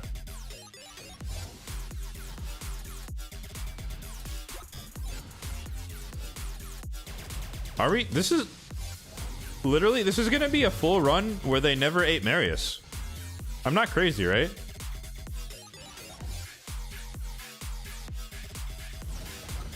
Unless I missed it. I swear they have not eaten Marius. But I've also been rambling, so maybe I missed it. I don't know. We didn't get the test case I wanted to see. It doesn't really matter because without Molly, I don't intend to run this on an auto battle. You're like crazy, but that's not why. Fair enough. I will accept that. That's an accurate roast.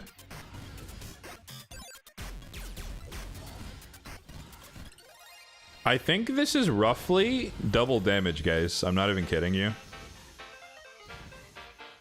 Oh, you know what? He's been dying. That's what it is. That's what it is. He didn't get skipped. He died. Marius has died like 3 or 4 times with the reflect damage. So that's why he skipped his turn. That makes sense. Thank you.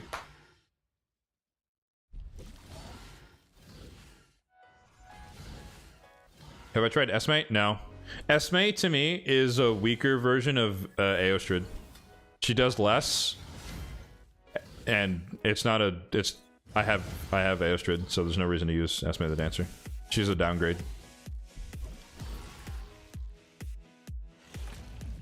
You love Molly? Me too, man. I love the idea of Molly. Does that count? All right, home stretch. I don't remember off the top of my head, but I want to say this team usually did around maybe 150 mil or so. So, I mean, double damage is probably exaggerating.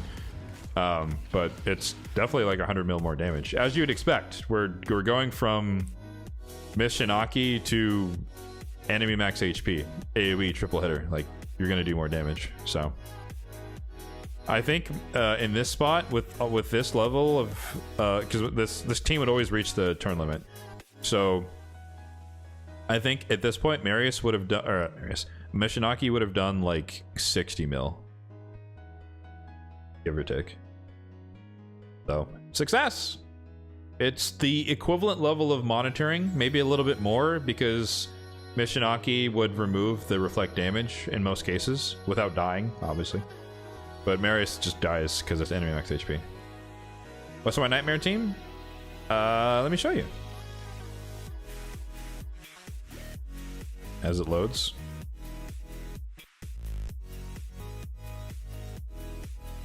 What? Where's my... Oh, it's... Okay. It flipped to Nightmare. I was like, where's my run? Not bad. I think there are some heavy hitters that haven't gone yet, but I was more around this team. 150, maybe a good run would be 160, but going up to 270 is pretty good for me. So I'm happy with that. These are the builds on the people. Cursed, Lethal, she's in Merciless, Affinity Breaker, Relentless, Provoke, and then Cruel.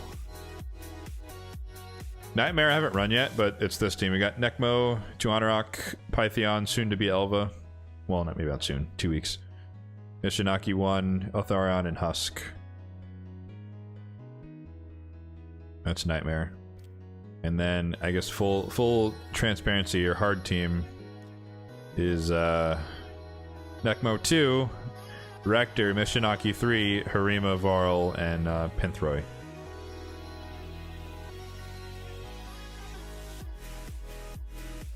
This team does like 250, about the same actually as the Brutal team, but no enemy max HP obviously.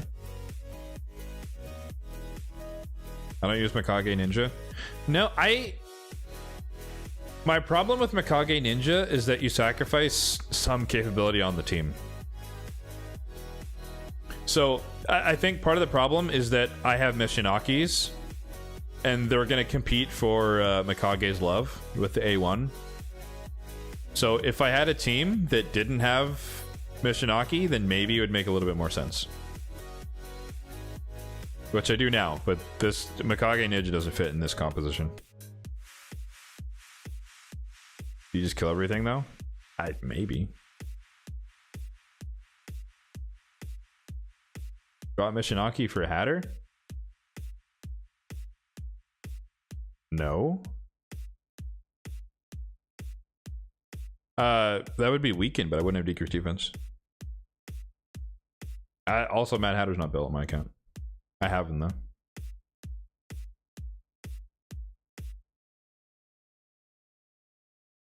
Drop defense. You're saying effectively drop defense everywhere, which that's not really true though, because Mikage is going to focus on affinity, right? She's not going to target a spirit head. But I guess your argument is that Ninja would then target that head on his own, maybe.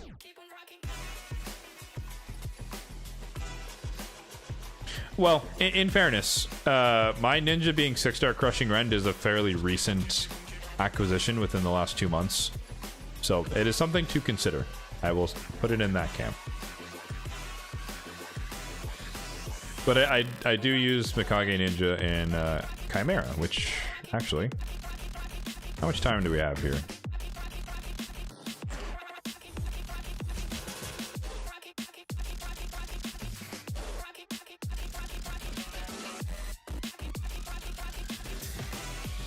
We got 2 hours. Oh, yeah, we got time.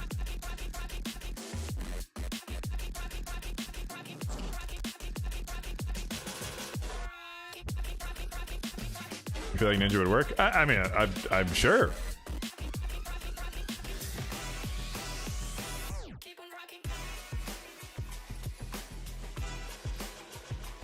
Well, I mean, no, I'm not contesting that it would work in terms of damage. It's just, it's the team composition problem, right? But the thing about Mikage is that you can only fit in a Mikage if you don't need something else on the team. So like my Nightmare team, right? I have what? Decrease defense here. I have triple DPS. I have provoke set on Necmo. This is my torment counter, but also increased defense for Mishinaki. And then Python is again the cleanse protection stuff. So like, if I forfeit, I need 2 slots. So it's like I would give up what? Husk and Mishinaki and put in Ninja Mikage. But then I lose the provoke primarily, and I only have the provoke and the provoke set.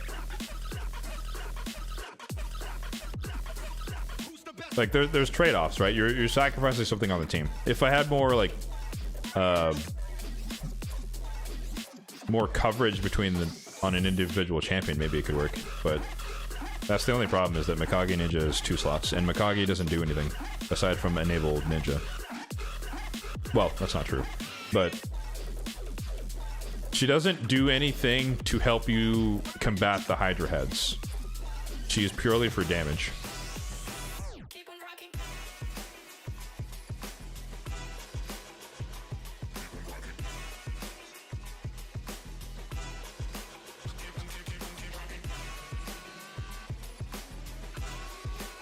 Yeah, again, that I agree that would make sense. Necmo isn't provoke. Python for Elva is going to happen regardless. If I drop the Ninja, or if I drop Husk, then I don't have the provoke outside of Necmo, and that's just going to be the Mischief cleansing a lot more, which could change the scope of the run. I understand the counter argument is that you could just instantly one-shot the Head of Mischief, which could happen. I'd have to test it. So I will not declare if that would work inherently, but that is greatly possible. Am I taking out Mishinaki? Triggers Mikage? Because we're talking about Mikage Ninja, and ideally I wouldn't have Mikage and Mishinaki, or Ninja Mishinaki fighting for Mikage's love on her A1. I'd rather use one or the other. I do have Wexwell.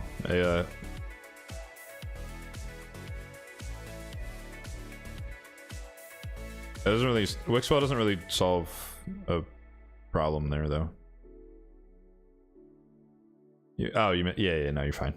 We're all over the place here. It's all good.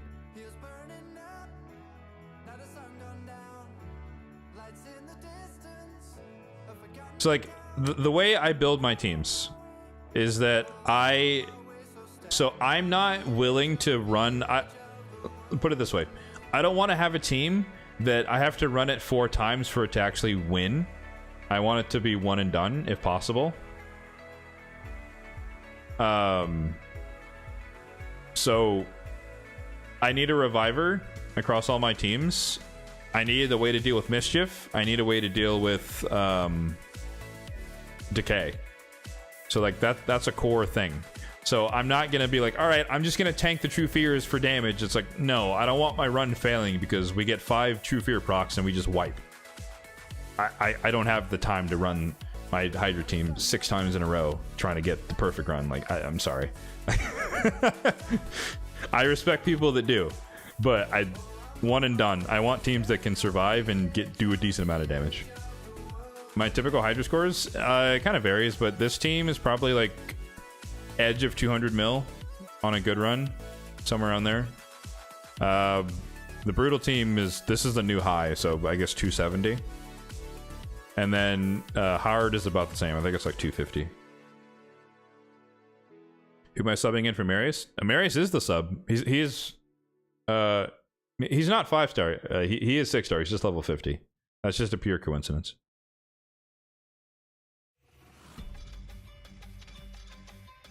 I have all my auto keys. I haven't used them yet. The brutal team, I can't run it on auto because I manually have to revive with Uko. So I can't run it on auto. They're gonna wipe at some point. It's not as resilient of a team, unfortunately. You're lucky with pulse you can do more mechanics. Yeah, that's what I'm saying. Like, if you have the champions who can just hit so goddamn hard that who cares about true fear, fair enough. I don't have those champions. Like, I don't have Toshiro. I don't have crazy things. So, like, it's just... And that's okay. Like, if I can't do what a person with better champions can do, so be it. I'm not bent out of shape. I just don't have the capabilities. Yeah, but no, for me, it's a time thing. We do okay. You know, we're usually, like, unless we get smoked, like there's like 60 billion teams, we can at least get 3rd or 2nd, usually not 1st. But I don't want to spend 3 hours a week doing Hydra. I want a resilient team that I don't have to run 6 times.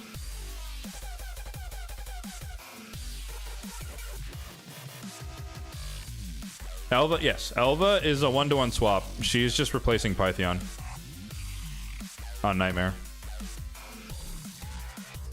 Same job. She just adds the Veils, which are primarily going to go to Husk, so he's just going to be more immune to True Fear. And then her healing every turn is just helping the team survive. But this is already a pretty tanky team. That's the other thing about Ninja Mikage, is that Ninja's relatively squishy compared to Nightmare level Hydra, so he's going to die a lot.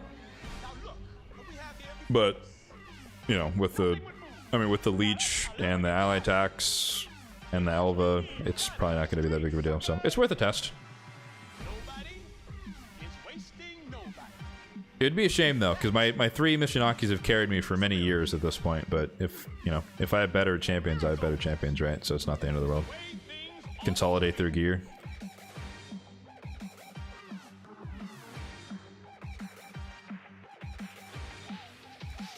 Yeah.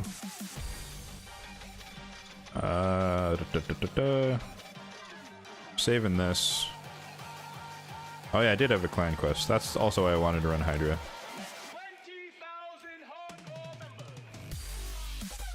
I did. Oh yeah, Chimera. That's what we're doing. I really need to do better at like remembering the damage output of this team. So I guess we have to run it.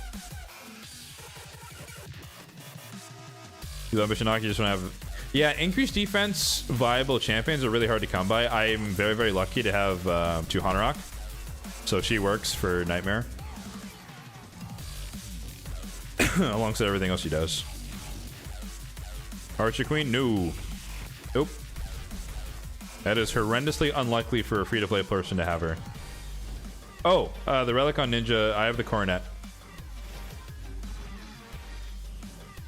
Erethi Coronet. I think the Cat's Gaze on him is a little bit redundant when you put him in ignore defense. My Ninja's in 6-piece Merciless. We can look at the build later. Did we get resistant on block buffs? Lydia? What are you doing? You need another one of those? Oh, yeah, no, I have like 4 Coronets. I got lucky in that regard.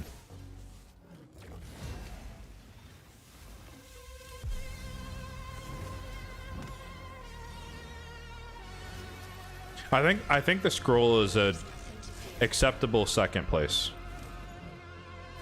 So I think you have the right idea. But yeah, no, I have like all of my Mishinakis and Ninja have a coronet. I just got lucky in that regard.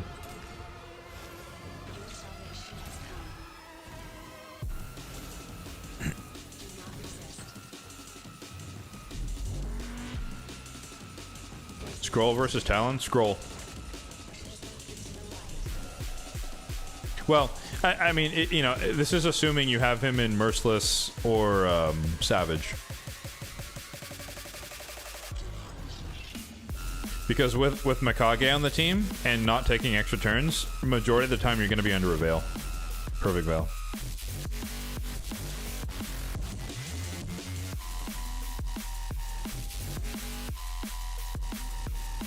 Ooh. Oh, he lived. Oh, he died. Damn. Oh yeah, no. Shout out to Plarium, guys. They the change to Ram form. You take so much less damage when you have Fear out, which makes the Fear, you know, more purposeful. Love that change. Very, very common sense change that was very necessary, so I appreciate that. Like, look at that. He A1'd and he didn't die. It's a miracle. You can do damage on Ram form now. Holy moly.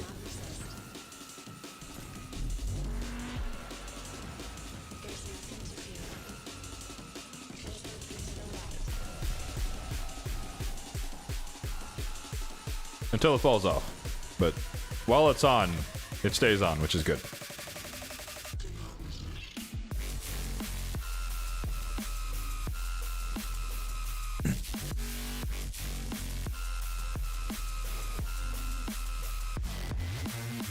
But yeah, for me, at least on my teams, with this team, like, it's a lot more feasible for me to actually do the Ram trials in the first go. Like, we got unlucky there with this one. Like, if Ninja stayed alive, he probably would have gotten it.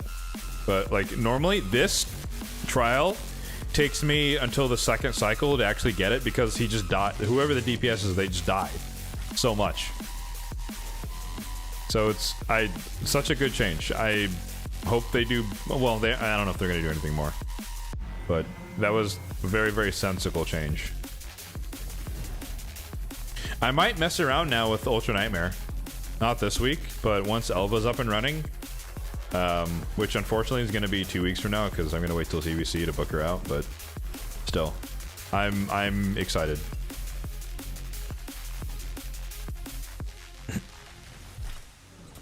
And for anyone wondering why on earth I'm using Elva over Galathyr, it's just because the protection set. My Galathyr is built for Arena. He's in Supersonic. So, and I don't like gear swapping, as we talked about earlier. So it just, he's just not in the gear that's optimized for this. But also the 4-turn cooldown cleanse compared to the 3-turn cooldown cleanse makes a massive difference.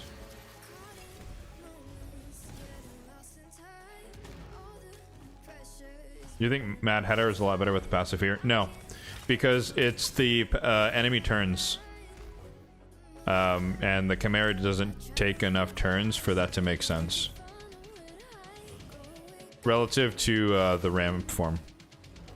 You'll get like 1 True Fear. No. You'll get 2 True Fears, I think, in all 65 of the turns on the Ram form. It is passive. That's just a pure math, because he takes 65 turns, so you know exactly how much you'll get. Did I get the Elva? Oh, sorry, spoiler alert. I did. Progressive chance procced.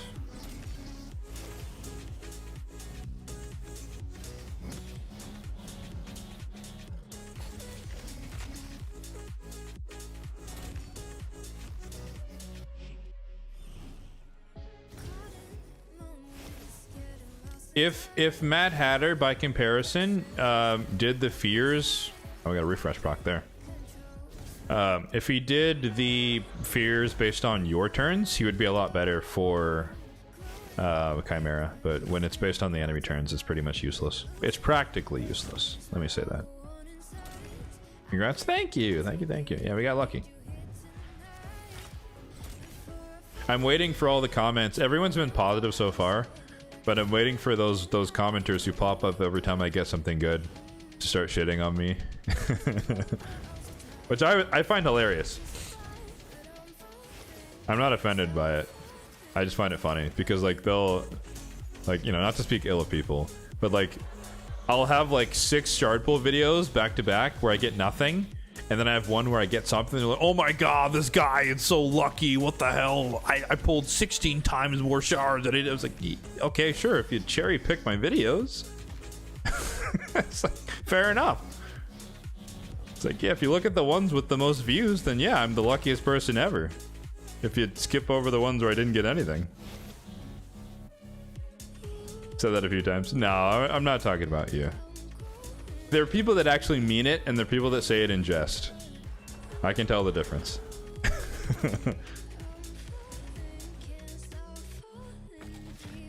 Now, that being said, I'm not going to sit here and say that I've not been lucky. I definitely have.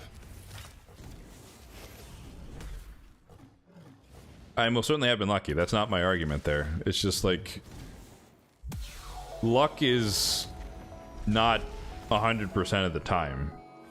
And I think it's hilarious that people just like don't acknowledge the parts where you aren't super lucky and they just focus on the parts where you were.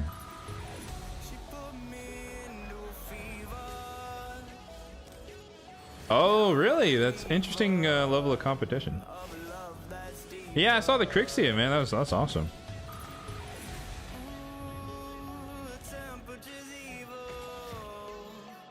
I do have a lot of mythicals.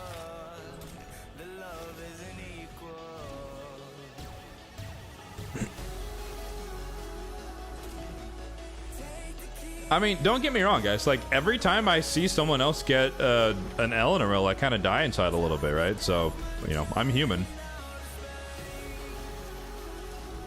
But it's not animosity. It's just like, oh, I wish that was me.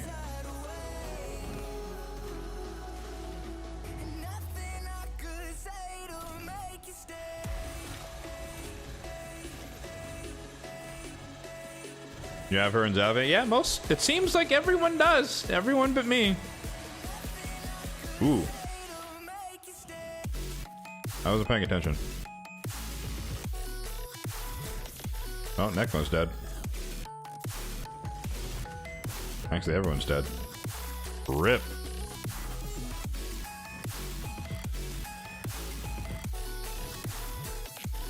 We actually died to the, yeah, we died. That's funny. We died to fucking, what's it called? The necrosis. I wasn't paying attention. I'm supposed to take over and make sure that Gallagher doesn't fuck us over. For that phase. Oh well. No, I should have. Yes, I forgot. I was too busy yapping. That's what I mean.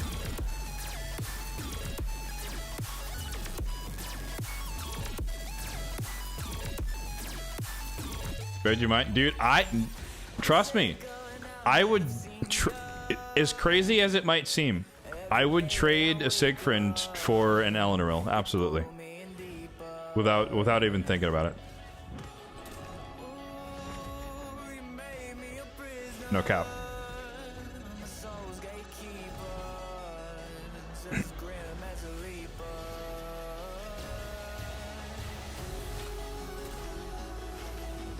Crixia, Cowblack, Eleanor just finished Embers, Ghostborn. Hey man, it's a good problem to have. You don't want the opposite. The opposite is very, very boring.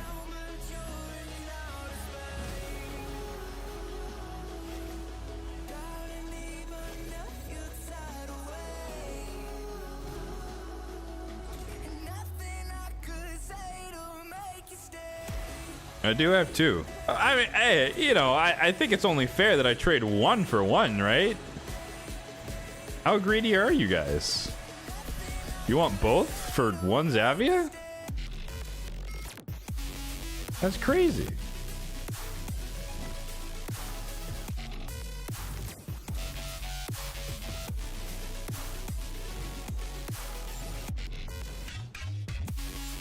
I mean, like, full disclosure. Like, the only purpose they're gonna serve is my dragon team. So, like, it's not, like, the craziest thing in the world, but, like, I've always wanted one. At this point, it's kind of just, like someone said a long time ago in the stream, this is, like, it's almost on principle. Because, you know, we're on the clock, like, 3 years, and I was like, surely I'll get one for my dragon team. And then it just never happened. So I'm just like still sitting here like, surely I'll get one for my dragon team, right? Everyone else has one. They're just sitting in the vault, retired from their old dragon teams because Marius. But we sits.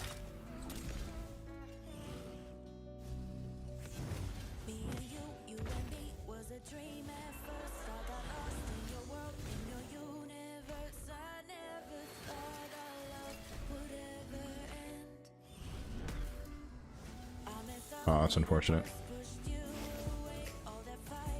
Well, actually, maybe he'll cut in. Oh no, she boosted him. Now he's gonna... Yeah, he's gonna die. Unfortunate. Mikage got an extra turn there and made Ninja cut ahead of Lydia before he placed the fear, so he murdered himself. Unfortunate. Oh well.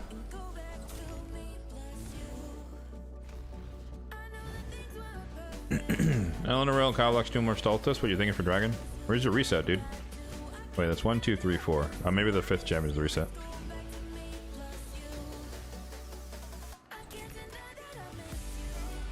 Oh, that was terrible. We got really... Oh man, he died again. That was really bad RNG. The turn cycling there was just... There was no fear when Ninja attacked every single time.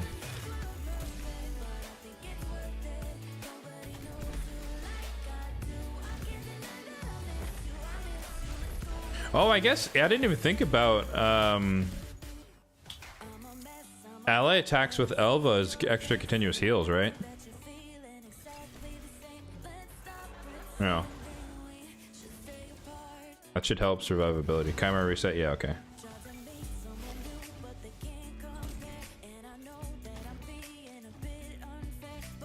Yeah, I mean, Calvalax, you can build him in, I mean, well, especially now with the Arachno Elixir, you could just build him for Arena, honestly. And he'll work for Dragon.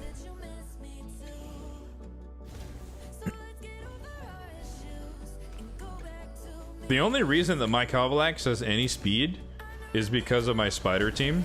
But if I was building him for just Dragon, I would put him in like attack percentage boots. And he probably won't even get a turn. Just like try to max out the Arachno Elixir that I have on him.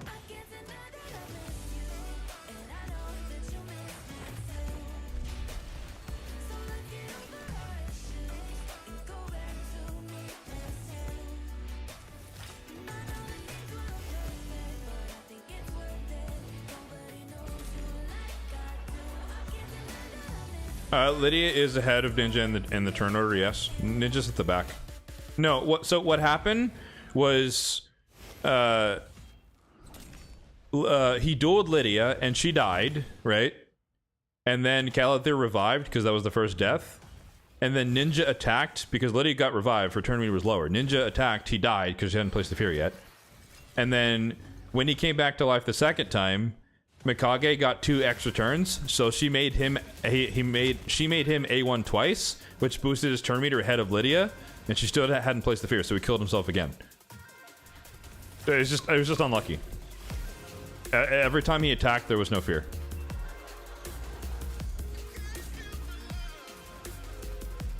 Yeah, like it just happens. This is bad RNG. It's not meant to be on that Ramform face. Everything stacked against Ninja there is what it is. I mean, it's just like the old version, right? Effectively.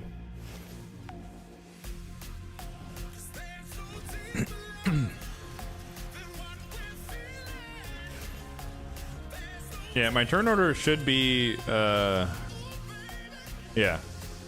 It should be, attack order should be Mikage, Galathir, Necmo, Lydia, Ninja. I think that's the team order. I don't remember.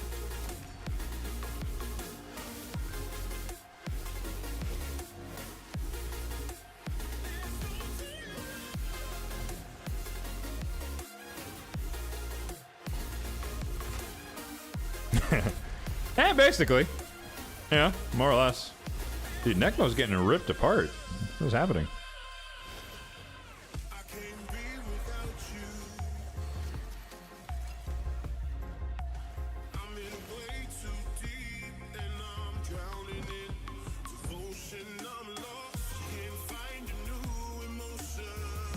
Alright, this is where we need to lock in. Turn 23, we gotta pay attention.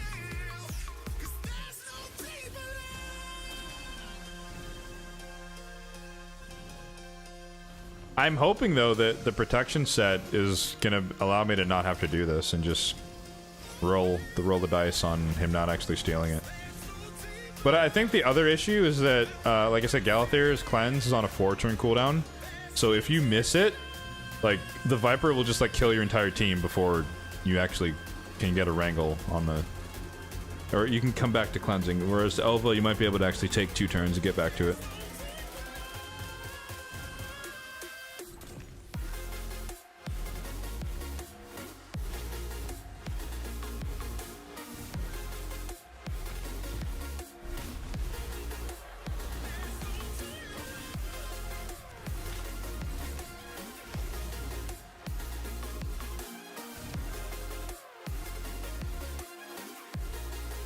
You like Lamasi instead of Necmo? Yeah, but you lose the you lose the leech and decrease speed. Or wait,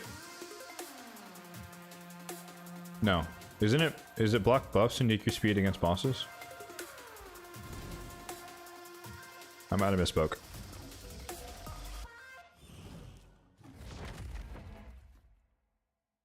Oh, am I a turn ahead? Derp. I forgot, it's on turn 25, not after. I could have used it.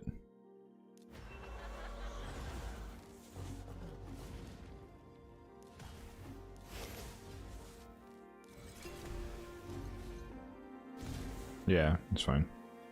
But we'll save that one.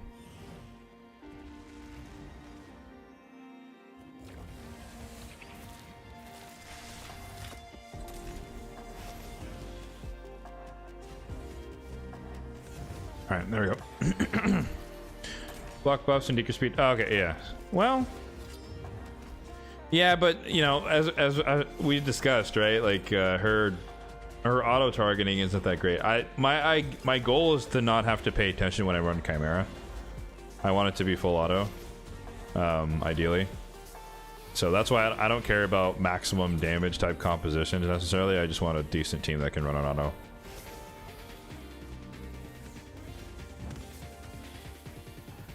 So I'd rather just roll the dice with Elva protection and then just hope it doesn't get stolen type deal. Or it's just protected and then figure it out.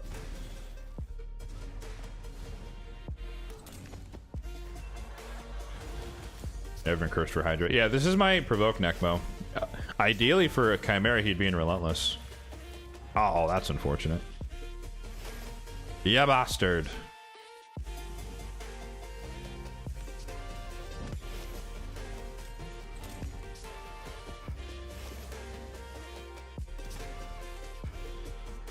I used Empress today in like a classic arena fight against Nice. It was fun. I got the block revive on the Nice. Very satisfying. And it wasn't like a BS type team. It was a legit team with like a Crixia and a Siffy and all that stuff. Marichka. So like it wasn't just like a cheese comp. Oof. Rip.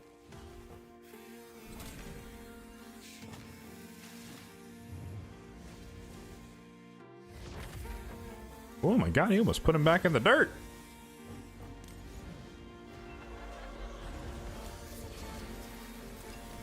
Yeah, so right there, like, that is the benefit of Elva over Galathir. Because he has the cleanse now, but Elva would have been healing everyone that whole time, and they wouldn't have been that close to dying. Because that could have been a pretty... I mean, he wouldn't have died, but, like, that would have been a lot of turns lost because we just would have wiped. But the fact that we only heal on this team every 4 turns, aside from, you know, Ninja healing himself with the leech.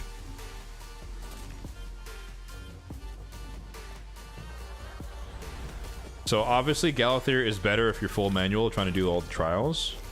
I get that, but for auto runs, Elva's way better.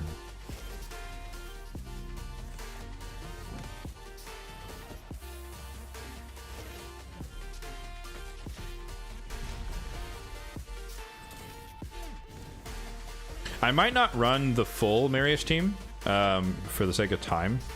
It's already, we're approaching 4 hours here, but I want to do this one fully, and then we'll kind of see, like, gauge if we're trending towards the same direction. My suspicion is that this, I guess I should have done this in reverse. Should have done the Marius team and then run this one so I can keep this key. Yeah, it's fine.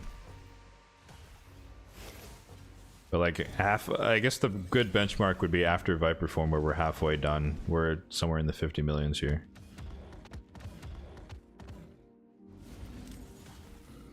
Oh, that's actually good. That he died before the revive. And now Lydia, she should be ahead of him. Yeah, there we go.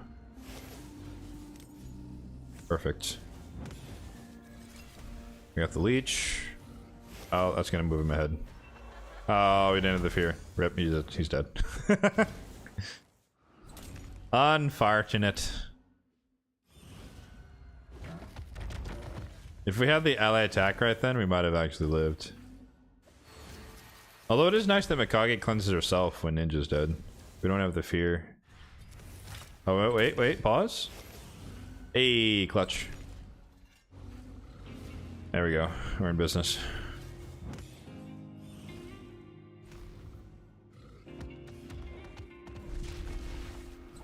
Oh, he might die again, actually. Man, unlucky. It's not meant to be on this run.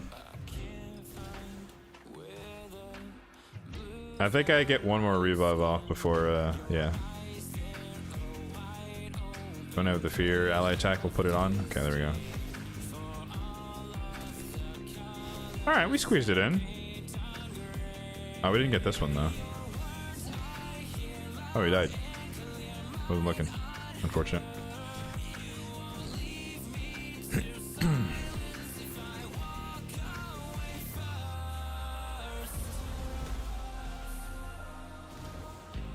Or did the metamorph kill him? I wasn't paying attention. No,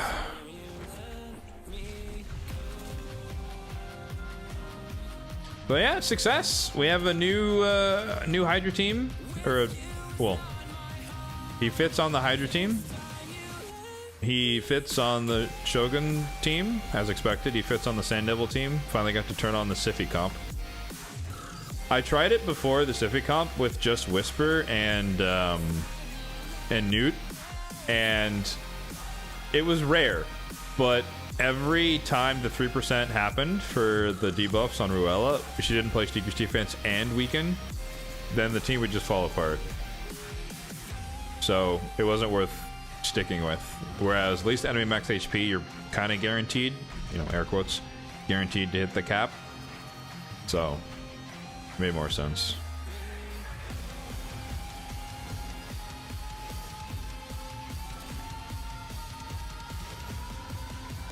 How's it going?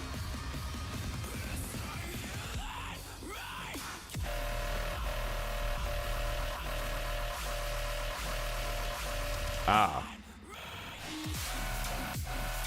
Got the heavy wub section of the song.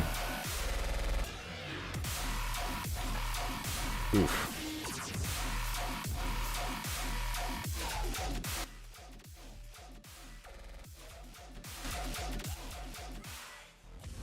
Turn that down a little bit. There we go. All right. Like I said, I like dubstep, but when it just goes super, just freaking ear grating wubs, it doesn't do it for me. It really doesn't do it for me. Whoa! Lion buddy, chill.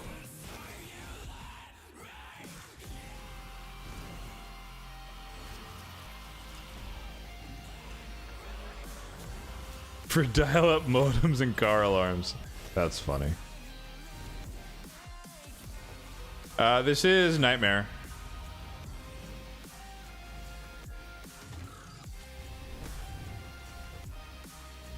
I will be trying Ultra Nightmare probably in a couple weeks.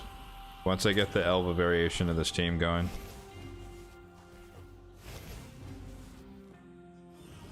So we'll probably, in probably a couple of weeks time, we'll run another test to see about Ultra Nightmare, Ninja Mikage versus Marius Itharion.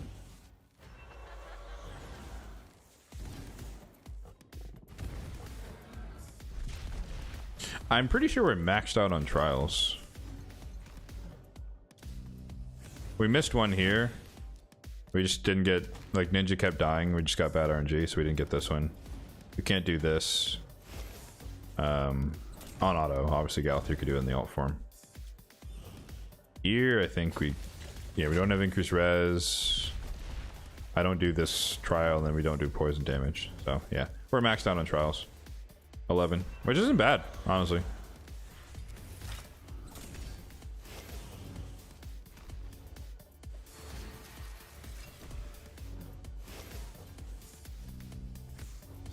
So this team already outdamaged Newt Itharion. I did that test a couple weeks ago. So like I already know the answer to that one. But the difference between the 4-turn cooldown AoE, or the enemy max HP and the 3-turn with the extra turn is not ignorable from Newt to Marius, especially with the extra turn in the kit. Yikes, we're getting smoked here. So I have to give that one kind of a fresh comparison. Wow, that's the closest I've ever seen Galathir come to dying in a run. His passive hasn't proc, so he's not going to die, but still. Punk ass.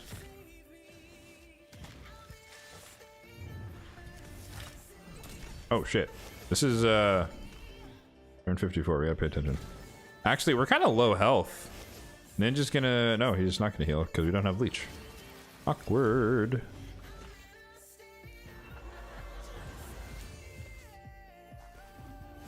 Viper's... He might just kill people. Off rip. Because we're really low.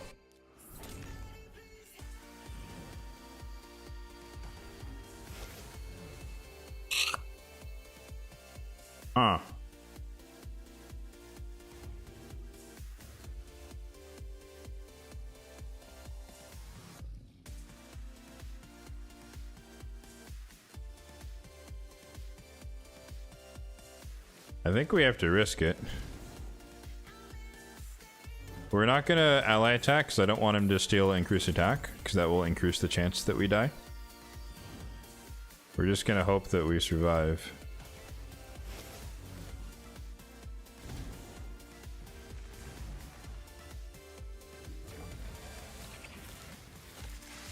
Damn. I think Lydia's gonna... Ah, fuck. That's bad.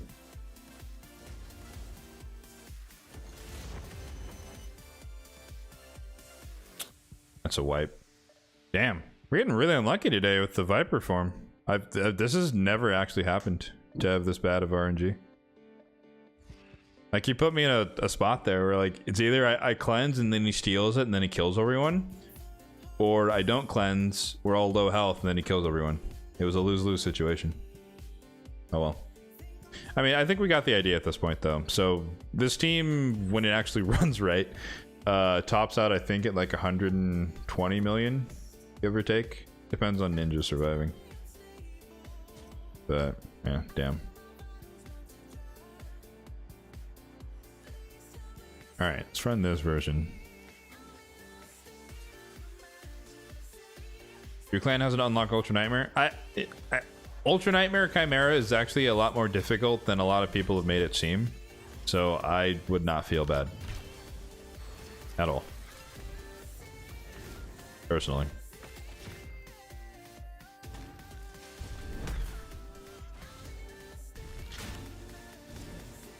I don't even do it. We have it unlocked, but none of our clan, we don't do Ultra Nightmare. It's just there's not enough people that have enough capability to actually reliably, consistently do it. So it's not worth our time. Or keys.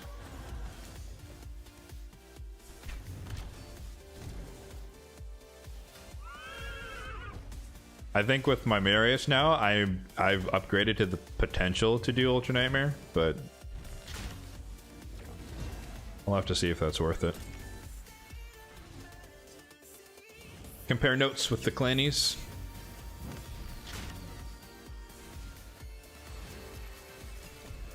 Yeah, I guess the difference for this comp, even with like Marius versus Newt, I think before with Newt, I would top out at like 6 or 7 trials, and the Ninja Cop brought me to like 11 to 12. So the ultimate form actually hurts. I think that's what is not the norm for me. So that's what happened in that run. Like the ultimate form was actually hitting us pretty hard.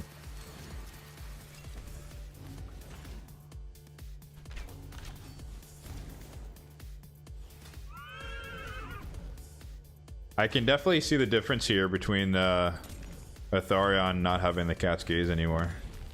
He's doing like 300k versus Marius doing like 500k. Oh, you get a counterattack every time he changes forms. I didn't think about that at all. That's pretty neat.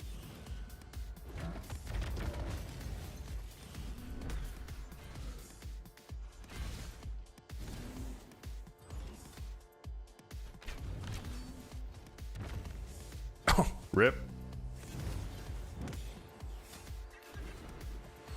Oh, double rip. Does he revive here? No, he doesn't. What the hell? Oh, he reflected the bus. Unfortunate. Oh, I'd love to cut in here before he takes a turn. Ah, damn, we didn't have anything.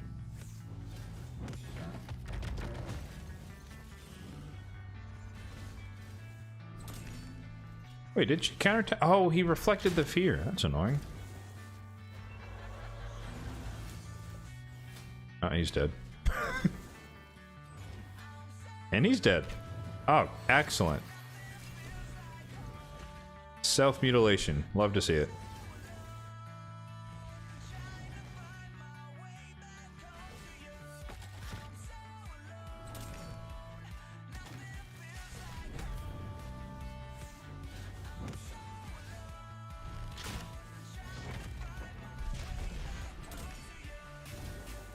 You'd like to see a new mission track? I don't know if there's enough new content since Marius for that to really work, but I'm sure it's coming.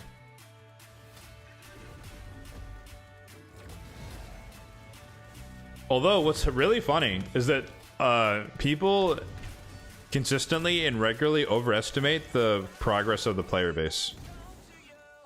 Like us endgame folks, we're definitely in a bubble of like everyone's endgame, and it's like, no dude, most people don't even have Lydia, which is a weird thing to acknowledge, but like it's true. Most people don't have Lydia yet. So saying, you know, adding a whole new mission track beyond Marius, would it be great? Probably. I would want it, but there are plenty of people that are still working on Ramontu, much less Marius. Most people don't watch videos on Raid. True. Even more true, yeah. It's crazy to think that, but like, the comment sections of YouTube videos... Oh, Jesus. Alright, see ya. Bye, Marius. Yeah, but the YouTube comment section is an echo chamber in and of itself. Oh, unfortunate. 3% resist. Yeah, I guess the difference here now is that Marius is going to get the attacks from this phase, which means he's going to die a lot on this phase.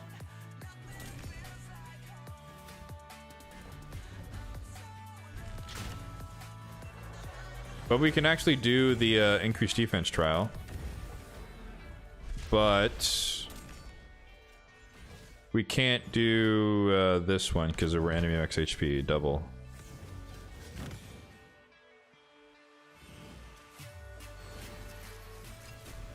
Wait. What? Oh, sorry. This one. We did this one. Yeah. I don't have a shield, so we're not going to be able to do that trial.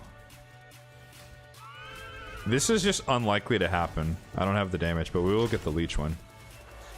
1,000 crests from Maratu. Exciting! Hype, hype, hype. Although I must say, in the current era, the current meta, Ramantu is kind of useless. But I use him here and there. Oh, that's unfortunate. We're getting resisted on the decreased speed. That sucks.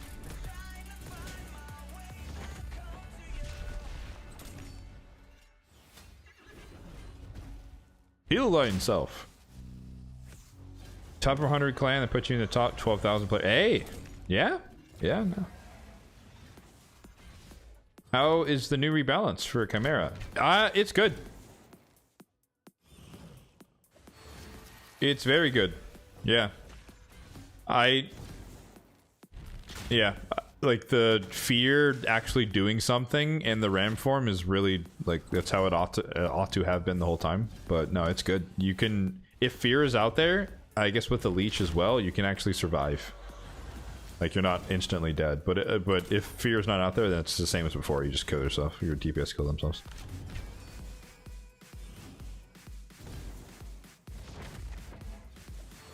Could be decent for a Chimera. I mean, yes, he could be decent for a Chimera. But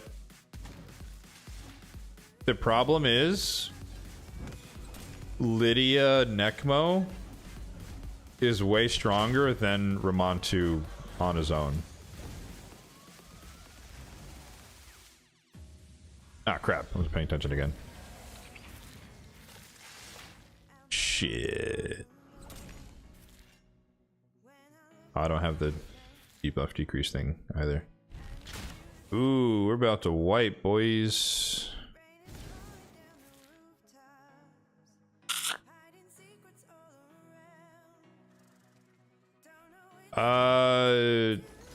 That's gonna kill everybody.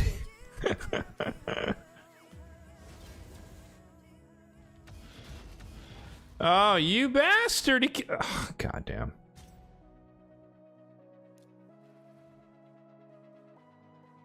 Too busy chatting again. God damn it. I need to remember. Turn like 23. I need to start paying attention.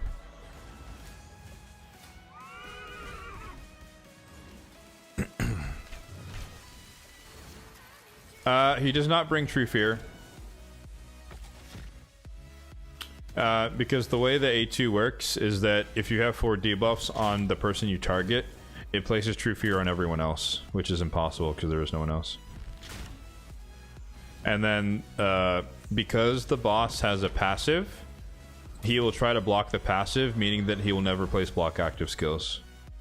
So the A3 doesn't do anything on Viper form. And the boss is immune to block passives.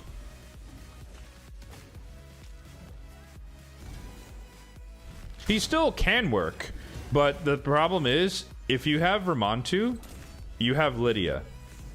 And Lydia does the job better. Because you get the fear, block actives guaranteed, and then the decreased defense and weaken, and then you just need decreased speed from somebody else. And sorry, she has block buffs as well. All you need is decreased speed, and then you have his entire capabilities. So it's very, very, very unlikely for one to have Ramantu but not Lydia, because he's harder to get.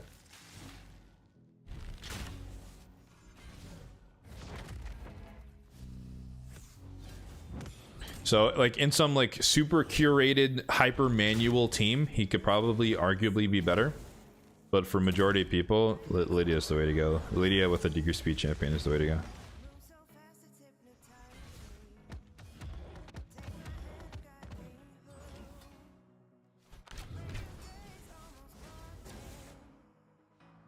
And Marius skills. Awesome. Fantastic.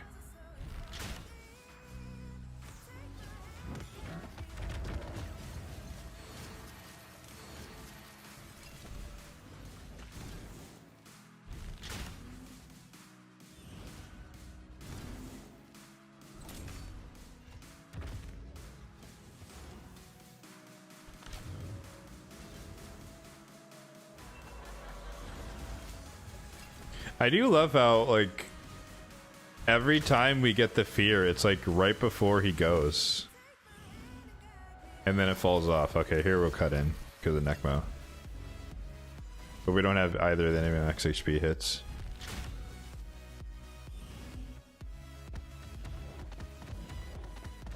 You gonna kill him? You... Why? Why would you do that?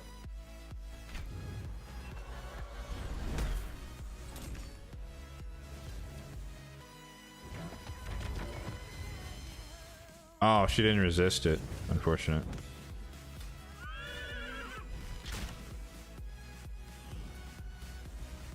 Unlucky. Yeah, we barely did any damage there. But it's not really that much different from the ninja iterations where we had similarly bad RNG. Yeah, we literally got no damage on the truth here. Damn, we didn't even place 6 debuffs with increased accuracy. Everyone was dead. Rip.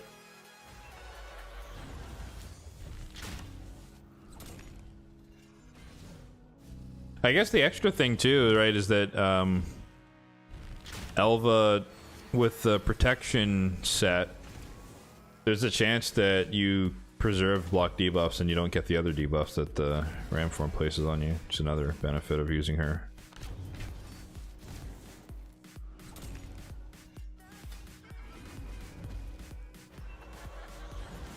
We literally just need to get through the frickin' Viper form and then we can compare notes. We're somewhere in the 50-ish million range with the ninja comp, so that's all I really need to see.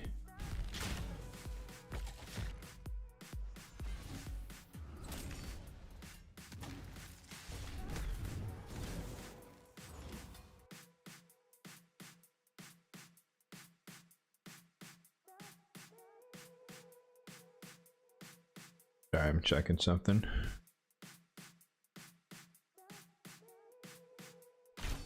Alright.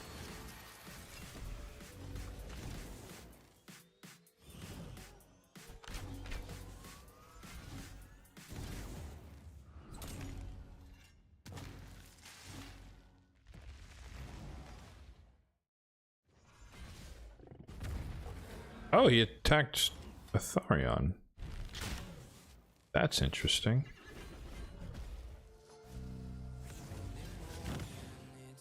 Huh. Why did he do that?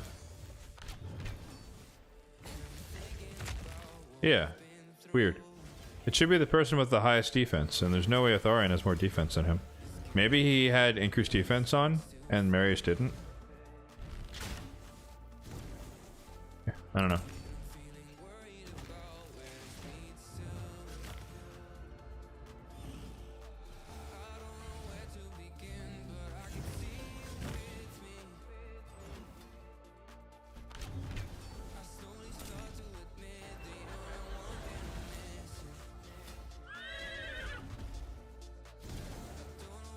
Okay, there's one trial.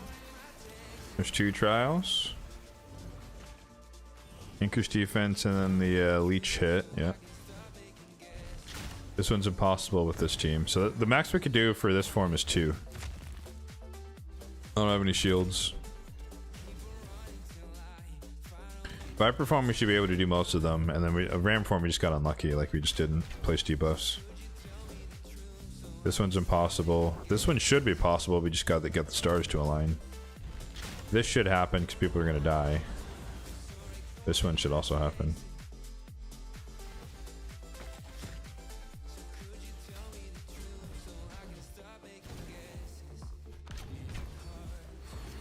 I feel like we're getting so many of these max HP hits when we don't have debuffs on.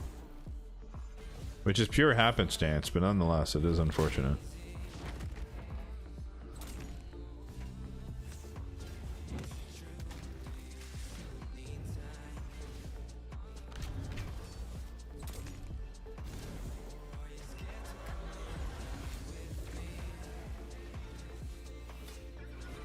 There we go. Alright, so this is turn 23, so turn 24, take over.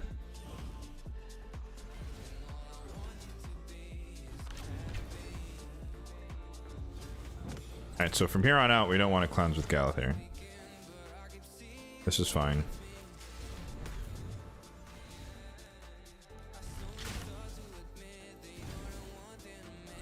We still have 2 turns.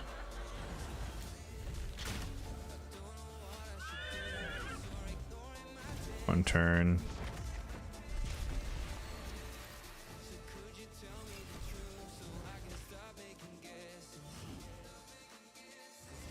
Get some damage in.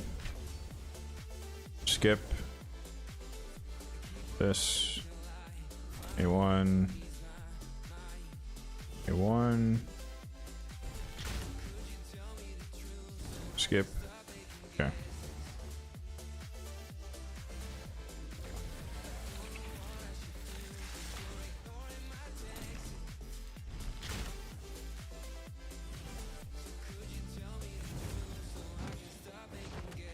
All right.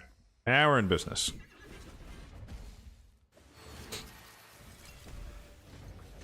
So far, though, I think we're doing a lot less damage for sure. Because what did I say? I said we're after 30-ish turns, we're at 50 million. So we're like half.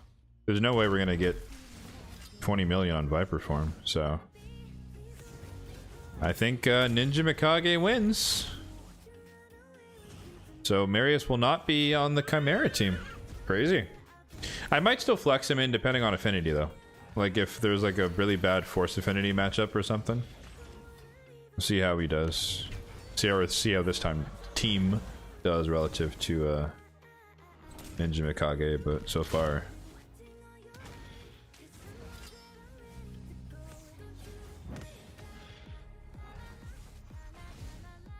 Oh, you've never played with sound effects? You didn't know Marius says. Yeah, no, Marius makes horse sounds. Yep.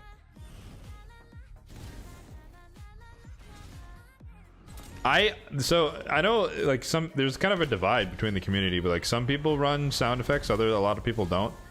I play with sounds because a lot of the time I'm AFK and I want to know when something ended, you know, like I want to hear that they're stopped attacking in my dungeon run so I can go restart it, or I want to hear that my Hydra run stopped running, or you know, whatever else I'm doing in the background. So that's why I like running with sounds or playing with sounds.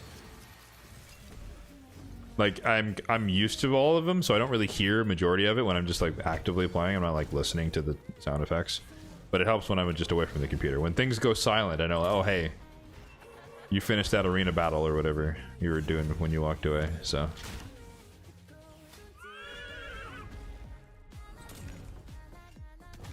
yeah, okay. I think yeah, it was closer to, it was beyond, well beyond 50 million, and that was with bad RNG. Like Ninja was dying on the Ram form in that run too, and we still did better than this run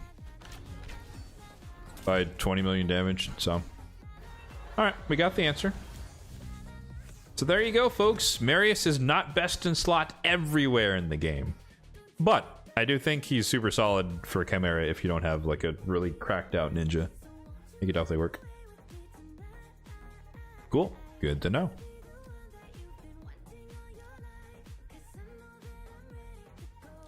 Yeah, I think we're done, folks. 4 hours. Not bad, not bad. Oh yes, I did finish this. That's good.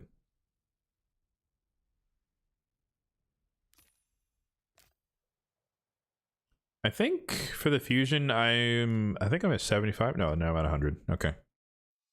Yeah. I'm at the first epic. 1 out of 4. I'm not going to summon them though. I'm going to wait for the champion chase next weekend. But nonetheless, making progress on that one. Let's do one fight real quick here as we look for somebody to raid here. We could raid Layla Fox. Why not?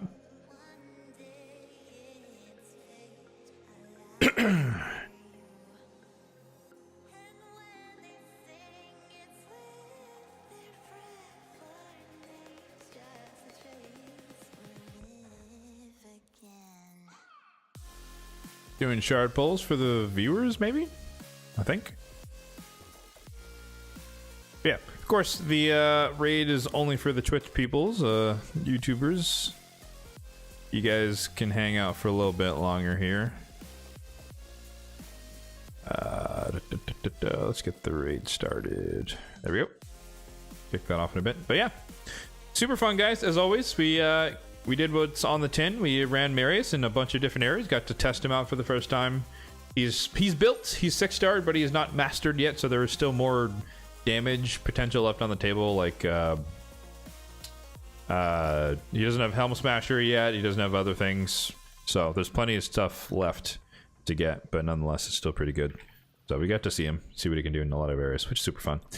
For those of you watching via Twitch, if you don't know, I am also a YouTube content creator. I do have a YouTube channel. You can check it out in the link, no pressure. But it's kind of more of the same end game perspective on what you can do in the game despite not spending any money. So end game free to play, that is the whole spiel here. But yeah, you can do things. You can get Marius free to play. You can do Nightmare Chimera free to play. You can do a lot of different things. So just reinforcing that is possible if you play long enough. Play well enough. But yeah, streams are every week, Saturday morning, 10 a.m. Pacific time. I don't know what that is in your local time, but so if you want to hang out, we'll be here, same thing, same time, next Saturday morning. So yeah, thanks everyone for hanging out. Appreciate all of you. Take care and have a good one. And we'll say hi to Layla Fox here, at least for the Twitch viewers. And YouTubers, thank you for hanging out as well. I'll catch you all next week.